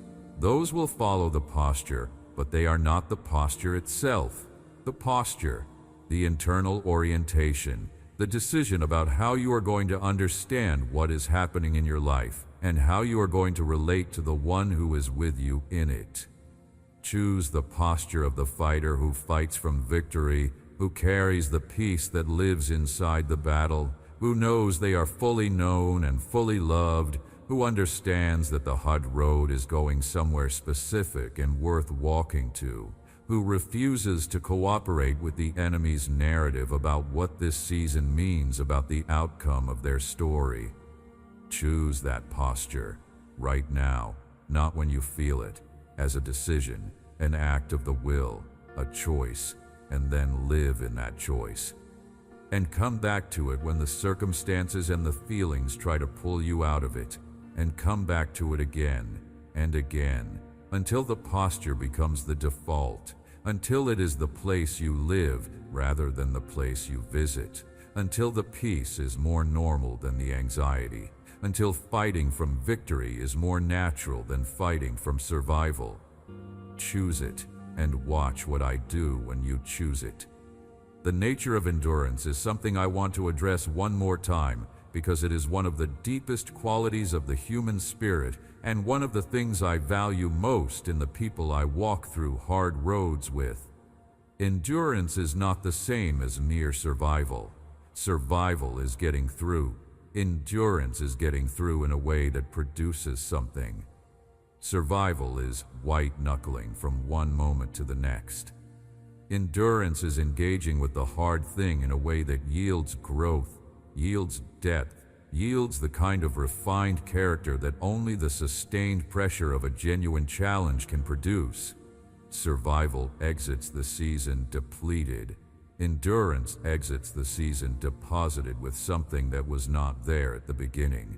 What I am asking of you is not survival. I am asking for endurance.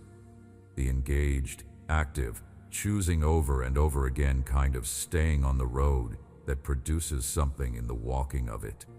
Not just making it through, making something of what you are walking through. Not because the making requires suffering, but because the suffering that has come is not going to be wasted if you will engage with it rather than simply endure it. How do you engage rather than simply endure? You ask what it is producing. You look for what is being built. You pay attention to the ways you are different from who you were when the season started, the ways in which the pressure has produced something in you rather than simply taken something from you. You look for the evidence of the refining rather than only the evidence of the burning, and you cooperate with what is being built. You open yourself to the formation rather than simply bracing against the discomfort of the process. This shift from survival to endurance is one of the most significant things you can do in the middle of a hard season, and it is available to you right now. It is not a new thing you need to acquire. It is a posture you can choose, the posture of the person who is not just getting through, but is being built through. The posture of someone who trusts the builder, who trusts the process, who trusts that what is being made is worth the making and that the God who is making it knows what he is doing. Choose endurance over survival. Be built by this season rather than merely surviving it, and carry out of it what the season was always designed to produce in you, the refined, rooted, tested, true version of who you were created to be. That is the invitation. That is what is available to you right now in the middle of everything you are walking through. Take it. And as you take it, I want you to understand what you are agreeing to, because I think clarity about the agreement matters. When you choose endurance over survival, when you choose the posture of the one who is being built rather than merely the one who is getting through, you are not agreeing to make the hard thing easier than it is. You are not signing up for a spiritual strategy that will anesthetize the pain or remove the cost of the road. You are agreeing to something different. You are agreeing to let the hard thing do what it was designed to do in you, which means you are agreeing to be changed by it in the specific ways that the specific difficulty of this specific season is designed to produce. That is a real commitment. It costs something. And I want to honor the fact that it costs something by not presenting it as if it costs nothing. It costs your preference for a different road. It costs the energy of engagement where survival would allow passive endurance. It costs the willingness to look at the hard thing not only as something you are hoping will end, but as something you are learning to work with, to find meaning in, to cooperate with in the production of what I am making. That cost is real. And you do not have to pretend it is not. But what is gained in exchange for that cost is also real. What is gained is a life that is not just survived but is actually lived in a way that produces something. A testimony that is not just a report of having gotten through, but a map of a path that someone else can follow. A depth of character that does not exist in people who have only walked easy roads. A knowledge of me that is not theoretical but is lived, tested, proven in the fire, known the way you can only know something that you have needed absolutely, and a foundation in your spirit that is more solid than anything a comfortable life could have built, because you know from experience, not from belief alone, that I am with you in the hardest places, that my faithfulness holds in the fire, that the road I put you on goes somewhere worth the walking. That is what the endurance produces. That is what is on the other side of choosing it. So choose it with full knowledge of what the choice costs and what the choice yields. Choose endurance. Let this season build in you what it was designed to build, and carry out of it into the next chapter of your story, the most refined, the most real, the most genuinely equipped version of who you have ever been. I am with you in the choosing, and I will be with you in the walking of everything that the choice requires, every step of it, all the way to the destination. Before you go, I want to leave you with one final image. Picture a soldier who has been fighting a long campaign, not a short skirmish that ends in a day, but a sustained, grinding campaign that has taken months, that has extracted everything the soldier had to give, that has tested every conviction and every discipline and every last reserve of physical and emotional and spiritual endurance. Picture that soldier in the darkest stretch of the campaign, the stretch where the enemy seems strongest and the end seems furthest and the resources are most depleted. Now picture who is standing next to that soldier, not watching from a distance, not sending encouragement from the rear, standing right there, in the middle of the hardest stretch, with all of the resources of the commanding general available to that one soldier, committed to the outcome of that one fight, unwilling to leave until the victory is fully secured. That is where I am. That is who I am in relation to you right now. You are that soldier, and I am the one standing next to you, and I am not leaving until the victory is won. Go now. Fight from there. I am with you. I have always been with you. I will be with you to the end of the road and at the destination that waits beyond it. Nothing can separate you from the love and presence of the God who chose you, named you, equipped you, and is walking this road with you today and every day that follows. You are not alone. You are not abandoned. You are not forgotten. You are mine, and what is mine I keep, and you are going to make it all the way through.